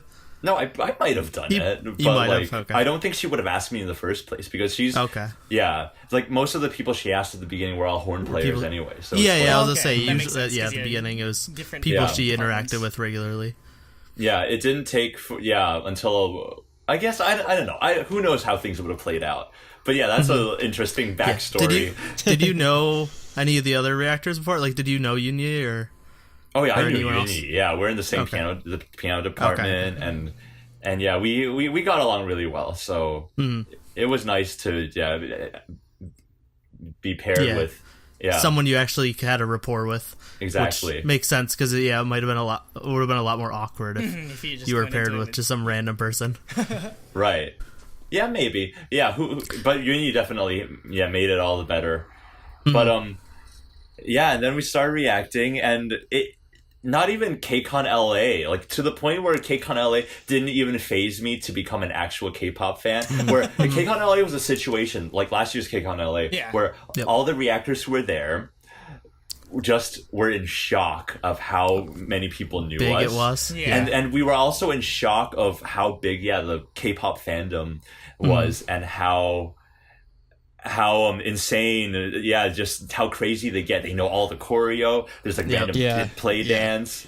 Yeah, and they just really blew us away with the culture. But I think it was still the case where like it was so crazy and so overwhelming that we kind of just went back to our reactor holes afterwards. To elaborate on that, actually, like with everybody like knowing you guys and stuff like that, like when we went up for dinner on Friday, on that Friday before KCON, like I was like, how is this happening?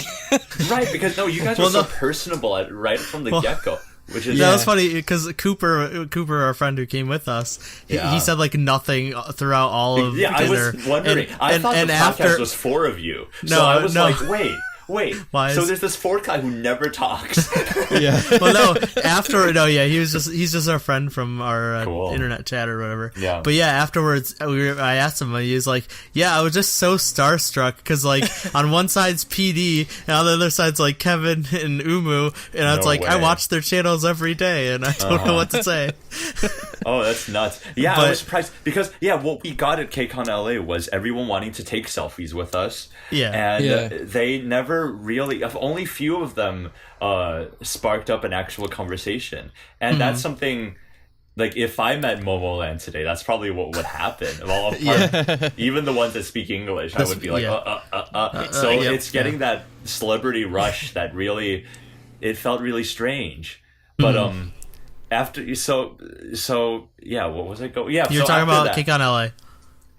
So, KCON LA, watched all the concerts. And again, with the concerts, it was like we reacted to some of their stuff, but like a lot of it was still like, oh, we didn't really know these songs. Like we didn't know who Astro was at that time. We didn't really know Cosmic Girls or Oh My Girl. And so there were just so many groups. And KCON LA is the big one. Like in New York, it felt more manageable with the number of groups that performed. But with KCON LA, it was just so overwhelming, and it's just song after song and dance, crazy choreo, and just the whole loudness, the thick bass of it all. So you kind of felt like you got thrown like straight into the deep end. Exactly. Absolutely. Without like safety equipment. Yeah, that's how it felt. So it felt safer to like be with each other and like just be like, whoa, are you feeling this? What? And that was like Umu's first big convention too. So she had her own thing to like get over and realize. So we were all kind of in the same spot. And then we reacted another year. And I think, I did an arrangement of Pretty You. That was pretty badass. And and so like I got to be more in touch with some K-pop stuff, but I never really listened to it. And I got to see DaybakCast live, so that was the first concert I paid to go see. And that was awesome. So that it was all like stepping stones to like finally breaking in. But it definitely took a smaller convention like the Toronto K-pop Con, where all you get is like one concert per day from one group. And one panel room and one activity room, and you can only go. And there's a tiny expo hall, which was basically another convention room. We went last year. We went there last year for Card. Oh, okay, I know about your opinion on that. Well, it was more EXID cancel it because I'm canceling EXID that gave us the opinion. yeah, Card was yeah, great, yeah. but Card That was was amazing. And That was my I first I saw concert. Card Actually. at ALA, and I don't even remember them too well. So that's me. Yeah, it didn't. Yeah. they're not musically interesting. They're just great. See, if I didn't know EXID though, I feel like my EXID experience at KCON NY would have been the same thing. But because I actually looked into their songs, I was like, yes, up and down when they finally played. Yeah. It was amazing. Red Velvet too. Yeah, knowing them definitely helped. Yeah. But so Toronto K-pop Con was like, I was literally going through to the same events with the same people. It was the same number of fans, and it wasn't like an overwhelming number where like it was hard for me to see the same person twice. Yep. But in this case, it was like literally everyone I see. It's like people I would hang out with the entire day, and seeing that random dance play where it's like a small number of people, and you just see how everyone's so passionate. That's the one where it got me to really be like, I kind of want to get into this. Yeah. I want to join this cult. Side exactly. note for Toronto K-pop Con. Didn't Amber know you guys? She's like, she recognized my face or something. Oh my I was god. like, that's gotta be weird Amber Senpai noticed you. when the K-pop idol recognizes you.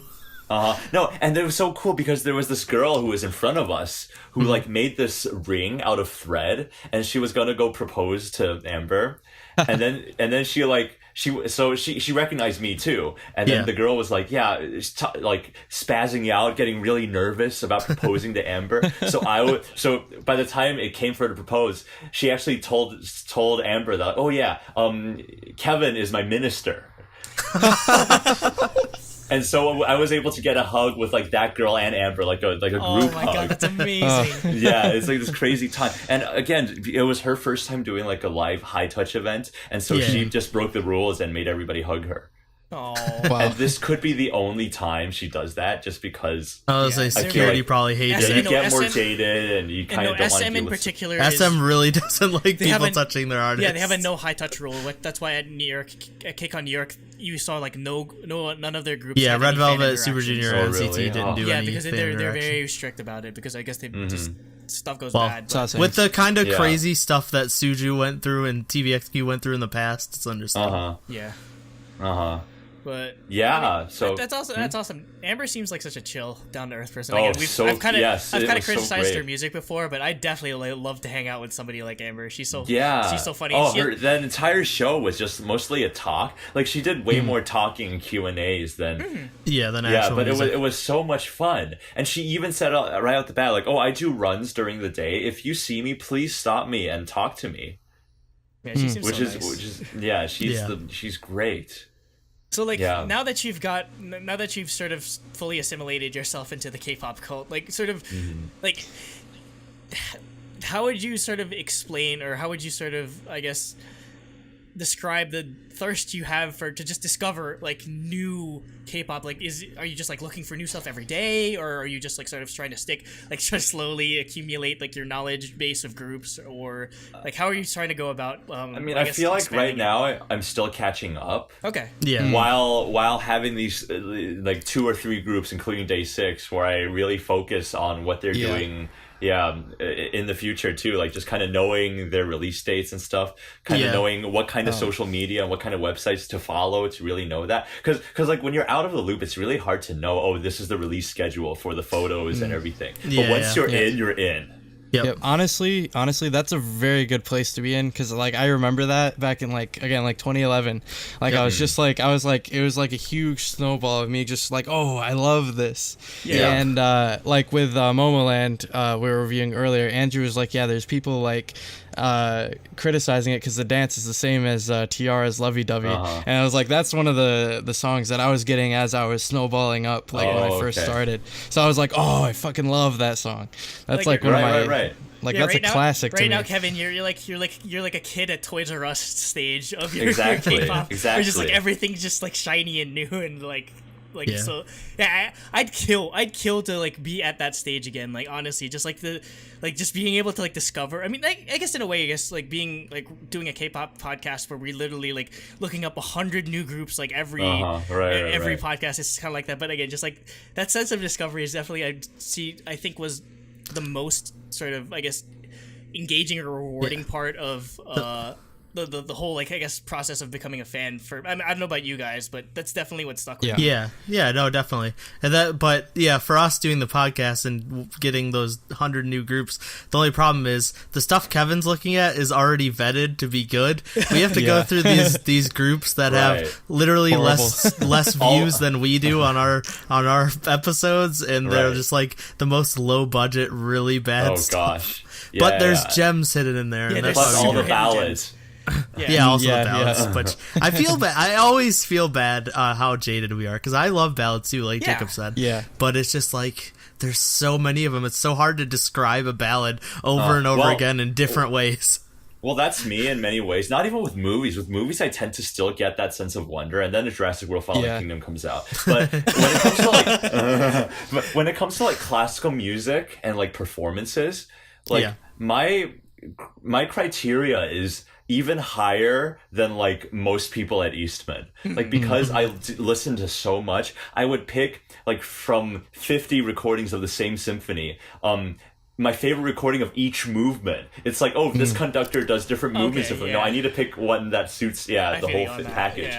Yeah, so for me, every time I go to a concert, it's like 50-50. It's like, oh, this wasn't good, this wasn't right, and then everyone else is like, no, but it's this pianist, he's in town. I'm like, but I'm a bit more jaded in that way. So But I remember being in the middle school and just discovering these symphonies for the first time. I didn't care what recording I listened to. Everything sounded, powerful for me.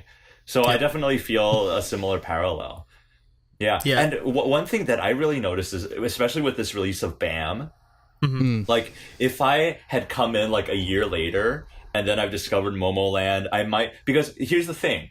I feel like no matter what happens with Twice's next comeback, I'm going to listen to it no matter what, because I'm like stuck with them.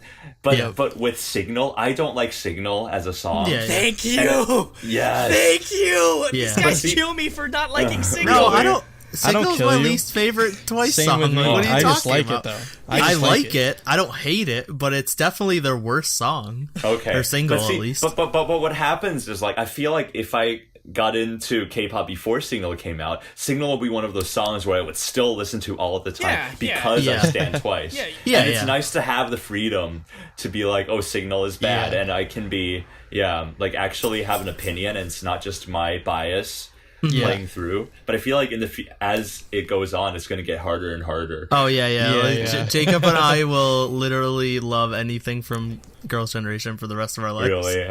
Because we both started with that group, and they're our ultimate. Like we both own like all their albums basically. Yeah, I have over 30 Girls' Generation albums physically. So that's definitely the hardest thing to sort of reconcile in terms of K-pop, where if you're on like our end where you have to sort of take a critical eye at everything, but the fandom aspect of it is so huge and so much more powerful than just like critically appreciating the music, that it's definitely a balancing act for people like I guess like us. And it's an interesting position to be in a way. There's also the interesting thing about how like it is music that you listen to, but then when you watch it live, it's such a different experience. Like, I don't like Cherry Bomb by NCT. Jacob, when I see it live, like, oh my god. Yes, exactly. Seeing it live, I was like, holy shit. Like last year is when it happened. We did not like 127. Well, I really did not like 127. It's because he of hated Limitless. No, I didn't hate it. I just didn't like it. Okay. I hated I don't get the Fire hype. Truck. Which Fire Truck is their worst song? No, I don't like that song at all. Fire Truck's the worst song. No, it's so good. It's so simple, and it's just turned down for what, but lower. Boom, boom. It really is. I love it. No, stop this. But that's why we call it the outfits and stuff. It reminds me of the old dubstep songs where like some dude would just be like a centipede, and it'll be the drop. No, but that's why Fire Truck. That's why we call it the NCT 127 Come to Jesus moment, because like Jacob, like it was his come to Jesus moment when he saw it live, and that was like saw Limitless live and was like, this is meant to be this song. So now every time I listen to those songs, I'm just taken back to when I saw them live last year. Right. So I guess just we can sort of close it out. I guess like where do you see yourself going with all this K-pop stuff? Where do I see myself? I mean, are you gonna keep trying to get into more and more groups? Oh yeah, I want to keep focus on because one of the crazy. No, I think the next thing I really want to just seek out the feel for is like going to KCON LA this time and like because now I can't go back. I can't be that reactor. Like there'll be stuff that Umu says you can't. I was gonna say, how do you deal with that? Oh, yeah. Because you have a restriction of things you can't watch. Season 3 hasn't started yet. There's gonna be conflicts. Yeah. Oh yeah. Like for we're gonna us, react to, it's basically like you can listen to whatever you want. You just might not be able to talk about it. Right. Yeah. I think we do have Twice's Knock Knock planned on our react. Like I'm gonna know that so well. It is. Yeah. And then there's like other I forget there are definitely a couple of other songs where like oh no like have you listened to any of Luna? Because I know you guys are doing Luna stuff. oh yeah I've listened to some of the early I listened to the song with the Grimes feature. Like I think their recent stuff is just so underwhelming. Like what Umu thinks of Luna is exactly what I think of Luna. It's just right now it's just I know some of you probably really like Luna. Oh, I love couple it. Yeah, no. Well, I've so bought for every me, album almost every album. For me, I started out that way, but like as Odd Eye Circle came out and YYXY, I liked it a lot more and more. So I'm curious to see where they go with the 12-member group. 12-member group. Oh, is that what they're doing? Yeah. So they introduced a new girl for like every Once a month, month for 16 months because they added subunits in there or whatever. So there's 12 girls, and they finally did the one with the Grimes, the new one, is their last subunit. This isn't even Andrew's close physical. to everything. This is like half of what That's they've half released of it. so far. Oh my god. So yeah, they released like 17 singles or whatever over the physical course of a albums. year. $25 year and a each, half. you do the I math. should check that out. I'd like to see. And then- yeah. And then now they're gonna do the actual debut of the group with all 12 members. It's coming out. It's like the All right, K-pop I'll Avengers. be on that train. I'll see what happens. I'm ready. Well, yeah, actually, PD just did a whole live stream where he reacted to literally all 17 songs or whatever they did God. a couple of weeks ago. The last one just came out on Nuts. YouTube. Oh, that's so cool. But yeah, so yeah, the next, as I was saying, the next thing I want to really feel out is being that one reactor among all of them who's like the most That knows Really everything. into it. Yeah, I Yeah, just yeah. want to know what that feels like. But I guess going into the future, it's just knowing more. Because one thing that happened was like even with Colton, the assistant editor, Umu's assistant editor, he's so into K-pop that when they talk about a group like Red Velvet and EXID, they know every member. And for me, even with Pentagon, they know some of the members. And with me, I'm just like, well, these aren't groups that I stand, so I don't know. We're ridiculous about that. We talk about it, because I was like, sometimes I think about all the knowledge my brain has lost because I know so many idols' names. Yeah, the like- amount like, of there's idols I can name. Didn't you guys made a spreadsheet of like how many female K-pop idols? Yeah. Oh yeah. Yeah, Jacob No, and male I were female. like just typing out idols' names. How many can we think of off the top of our head? Oh my and we both God. got like over 150. What? Like there was Yeah. this picture. There's this picture from it was an end of the year performance where they did a bunch of girl groups did Into the New World together, and yeah. there's like 50 of them, and I you could can name name every every single single one that was one, in yeah. the Yeah, in the it's Red performance. Velvet, IOI, G-Friend. G-Friend, Twice. and Twice. Twice. And yeah, that's easy. Like those are the groups that I like really care I mean, that's about. so crazy because it doesn't feel like it, but now knowing like at least the Yeah. members of Twice and was- MOMOLAND, that's 18 Yeah. That's people 18 already. exactly. Yeah, Yeah. what? Now And I like, yeah, exactly. that actually So, makes a lot of sense. It just builds and builds too. You won't forget those members, and Right, you'll exactly, keep of learning course people's not. names. yeah. So Oh, that's imagine like crazy. being an NCT stan. That's 18 people right there. Oh yeah, right. If you know Yeah, all yeah, of yeah. NCT. Aw. So is there like any specific groups you want to get into next? Like, do you have any your eyes on any You know, certain with groups? or- I really like a lot of Pentagon, and seeing them live Same. really, Yeah. kind of blew my mind. I even Yeah, like the I, early song like Gorilla. You like Gorilla? like- I did not like Gorilla. Really? I love it. I think it works. Like, I don't like gimmicky songs like Banana Allergy Monkey, but Oh, Gorilla no, Banana somehow works. Allergy Monkey's garbage. So bad. It is. Oh yeah.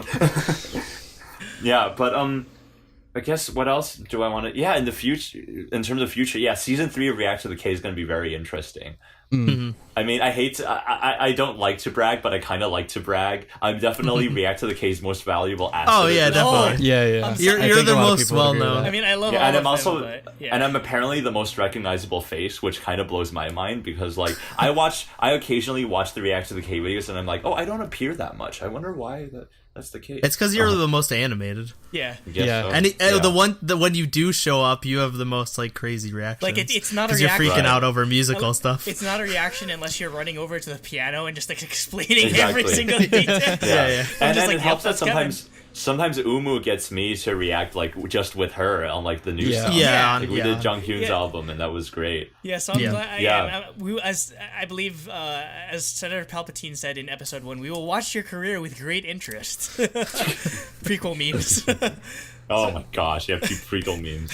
I do want to. I've only seen them once. I do want to watch them once again. Wait, and you've have, only like, seen Oh, the you've only prequels seen once? What? I mean, I've only some seen the prequels once. No, I've seen the main trilogy. Like, okay, a couple because of I've times. watched. I've lost count of how many times I've watched every single Star. Because I every Really? before every like, Oh, main thing. I wait. watch it all. Umu prefers the prequels to all the other Star Wars movies. That doesn't surprise me What? because she's Yeah, at but Umu- no, it I love doesn't the surprise one. me because she's at that age where Well, no, that's Umu's what- taste in movies is No. very odd in general. That's not We true. never Like agree.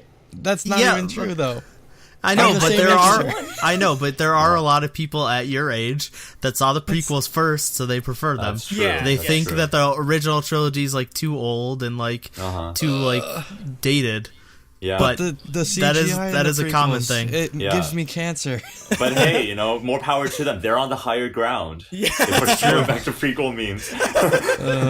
I guess that's a But, good way to end it. If you No, wait, no. I was gonna say something else. Yeah. So this is a pipe dream I have because with the whole with my nerdy music channel, you can tell that I have some serious work ethic issues that I'm trying to sort out. Yeah. Like with- Tell me about it. I Yeah, tell have us about vlogs it, from yeah. last year that I never finished. Yeah, really? we're- Yeah, we had a story. Because- We had this series that I wanted to work on. Andrew and I and Nate also, but we were gonna basically like it was like a comedy sort of thing where we like introduce like all this information about one group, and we just never got around it. Yeah, And then you, come to you find came up out, with this idea last summer. Yeah, and then we come haven't to find even- out when we I looked at Colton's channel and he basically has the same video that we wanted to make. oh really? Yeah. Sort on of Red thing, yeah. Velvet, he has one. Yeah, Well, it was he really just great. made a comeback and did like Yeah, Yeah. it's like unhelpful guys. Yeah, I sort of saw thing. that. Right. That's cool. But yeah, so basically the dream I have when it comes to K-pop is that I want to really start making badass arrangements. Oh, like yeah, piano that'd be good. arrangements, and maybe That'd be even cool. expand to more instrumentation to the point where like I can churn out them so regularly that I can maybe put some of them on React to the K, but eventually start my own K-pop Yeah. cover channel I'd love because to like expand that. yeah, because every time my mom calls, she actually watches React to the K. Oh, even though- that's adorable. yeah, and so every time she calls me, she's like, "Hey, does Emma pay you for this?" And that got me thinking. I mean, her You're like, her policies can I- are her policies. Like I have no qualms with the way she does things because she's definitely the one that like totally hauls ass for her Yeah. channel. I But know. so I can totally accept that, and she does pay us for like Skyping with fans. That's like a $5 or $10 Venmo. So I'm like, hey, I appreciate that. But Yeah. it would be nice because I am actually into K-pop. It would be nice to expand that passion into something that's Yeah. my own without feeling like it's cheating React to the K. Because I do arrangements to React to the K, but I just want to Yeah. do it at a point where the quality and quantity both kind of stack up, where I Yeah. can do my own You channel. can have like regular Yeah. releases. Yeah, and I'd stuff. love Yeah, to so see now that. that I've said it, I guess that will You gotta help. do it. Yeah, exactly. You're beholden to the words that are on recorded video. Right. Now, Yeah, so- on this Right. channel that like maybe 100 people will see on this video. Maybe Hey, 100 no, people will see. that's good enough. Yeah. So wait, so technically, I use the Patreon reward tier as an excuse to get you on here, so she should pay you for this podcast. Yeah. She owes go you bother $5 or Umu. $10 for Skyping for fans. Skyping with fans. Nah. No. Yeah, I'm Yeah. joking. I'm joking. Okay. But yeah, I think that's all I want to say. Pretty much That's- it? Yeah, Alright, good yeah. sum up of what it's like. Yeah. It's a long episode, mostly because of the wailing. No, Yeah. the wailing. We talked about the wailing for literally over an hour. But so- that's like No, literally that's the so I worth Want it, Breakfast channel. That's That's Yeah, it actually goes so long. that's actually why I really wanted to do this on the weekend, just so that I didn't want to have to cut off anything yeah. for like Yeah. sake of my sleep. Uh-huh. I just wanted to like I didn't want to like basically I wanted us to be able to just talk like as long as we wanted to Exactly. because Yeah. like when we had when we hung out and had dinner like I love talking with you guys like around the table and stuff like that. It's just Yeah. one of my favorite things. So yeah. That's what I agree. Yeah, I agree. I like that too. Also, the Ox song. Yeah, also Yes, the Ox song. Yeah, next time. Yeah, tell us next time you're down. You're in Jersey. Or actually, no. You can hang out with Jacob all the time because you're always in. Rome. Yeah, so you guys can get Right. lunch now. Yeah, we got to do that sometime. Yeah, next time you guys come down, we get freaking gelato at Eastman House or like garbage plates. I actually still haven't had garbage plate before. Oh no, we I gotta know go what to they Mark's. are. I but haven't know had where one. to What are take garbage you. plates? All right, cool. Okay, so it's like It's a Rochester thing. It's like 3,000 to 5,000 calories in one plate. It's you pick between cheeseburger and hot dog as your meat, but cheeseburger's the way to go. So there are 2 big burger patties, a ton of French fries, and a giant helping of mac salad piled up all together, drenched in hot like meat sauce on top of the patties, and have mustard onion on top of it. It's this giant plate of just carbs. It's like a giant plate of a chili dog thing, Yeah. but on Exactly. top of That- hamburgers. That sounds instead like of hot an dogs. amazing way to die. Like honestly, that's how I want to go out. Honestly, on average, I have one per week. What? Where does it go? Because I forget to eat. I forget to eat so much that I'm like, when I'm like, oh, I haven't eaten today. Let's just go to Mark's that's open 24/7. That'll be the whole 24/7 day? diner. Yeah, Okay. just go get a plate. If I'm ever Alright. if I'm ever up there, you guys have to take me to a garbage plate. Oh, it's nuts. It's so great. all right. And the craziest thing is some restaurants, they have a piece of French bread to give that extra challenge. And like if you're a plate purist, you finish everything else first. You use the bread to clean up like- all yeah, the yeah, you oil. gotta soak up the and sauce. Yeah. Yeah, perfect. Okay, I think we're good. Yeah. One last time to plug your stuff, Kevin. Oh, sure. So, Nerdy Musics, it's spelled NERDYMUSICKS. Yep, which is also your Twitter. My Twitter, and my your YouTube. Instagram is Nerdy Music, so remove No the S. S from Yes. that. Yeah. I post on Instagram a lot. I finally understand it. So I Yeah, post it a yeah. I lot. saw you put on your story that you're halfway through the wailing Yeah. earlier today. Exactly. The first half of it was so scary for me. But it's basically I don't like Snapchat because Instagram basically is Snapchat. Yeah, nowadays. Yeah. Yeah, nowadays. I've fallen off the Snapchat train, but yeah. Right. So that's my main social media. And I Want Breakfast is the YouTube channel I do. I'm about to release an after I watch Ant-Man and the Wasp, I'm gonna do this 3-hour-long video Marvel where ranking. MCU where I review. rank the entire MCU from bottom to top and do some little talking. So Awesome. Nice. Oh my god, here 32 subscribers. I subscribed on my personal and on Truly Daebak. Come on, yeah, man. we just got our 30th today. Oh, So yes, please. no, and it's help only Kevin been out, 2 please. months. These are It's I'll only go been do 2 it months right since now. we started. Oh I my like God. the pace that we're going. Oh my god, Because- you did Yeah. a review of Wait, when did Serial you guys Experiments start? Lane. Yeah, we didn't continue that. We're so bad with TV shows, both my roommate and I. So, You started When did you guys start, by the way? huh? Month When ago? did you guys start? Like, One month? May 12th. mid-May. Yeah, May 12th. Our first review was Good, the Bad, and the Ugly, and it's I mean, great. I think you're. That's pretty good, actually. I think you're doing faster than we were. So Yeah, Definitely well, okay. faster than us. So I have a Black Panther review that I'm just totally terrified to put up because I talk about politics and yeah. border laws, but my maybe not so mainstream take on it. And so just watch my subscribers cut in half after that video. I mean, that's You usually get us. 15 all of a sudden. Anytime we sort Yeah. of don't like. It's we're like not- Thanos came around. Or no, anytime Oh. we're not in love. Anytime we're not in love with a big popular boy group, oh man, we get Oh, lit up in the right. comments. Oh no, yeah. Anytime Right. we're like a little critical of BTS, we always get a couple people that are just like, no. I guess in a way, yeah, like K-pop politics and American politics, there's a comparison to be made there. Like both can be crazy, toxic, and stuff. Yeah, definitely. Yeah. So yeah, I mean, All right. you guys when does season 3 of React to the K start up again? I mean, the crazy He has thing no about idea. Umu's work schedule is that we're recorded still it, like- releasing weekly videos. Oh, Yeah. Nuts. so it's still going. Yeah, but it's basically when we start recording again. When the fall comes. Okay. Yeah, that will be when it So yeah, starts up definitely. again. We'll look forward to that. Definitely. Yeah. Yep. Do you have anything to plug on our end? Oh, I know what we have to plug. Sometime by the time this goes up, we are going to do our first Produce Cast episode where we will react to the first 3 episodes of Produce 48. There's a lot we have to say, so I can't wait for that. I still have a bunch of vlog stuff that I have to get around to now that I'm not done moving. Soon TM. I'm done moving, kind of ish. Yep. God, I still have to finish this basement. Oh my god. Yeah, for me tomorrow, I'm going to start filming Unboxings. not unboxings. My go through my almost 200 K-pop albums.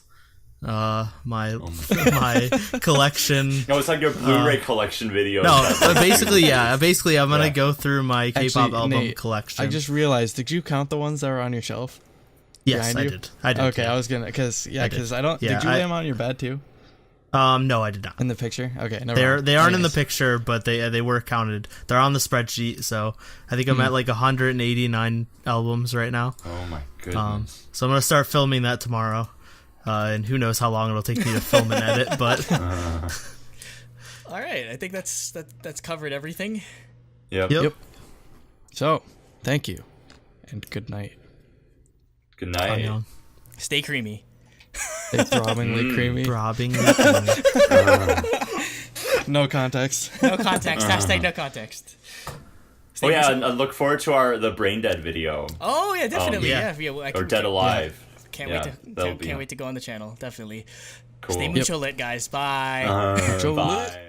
I think for me, I just kind of wanted it to go a little more like in the chorus area, to go up a little bit more as far as like the hype That level. too, I I guess. think it stayed a little too mellow.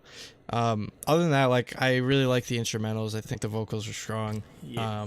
Yeah. And you know everything was mostly good. It was just like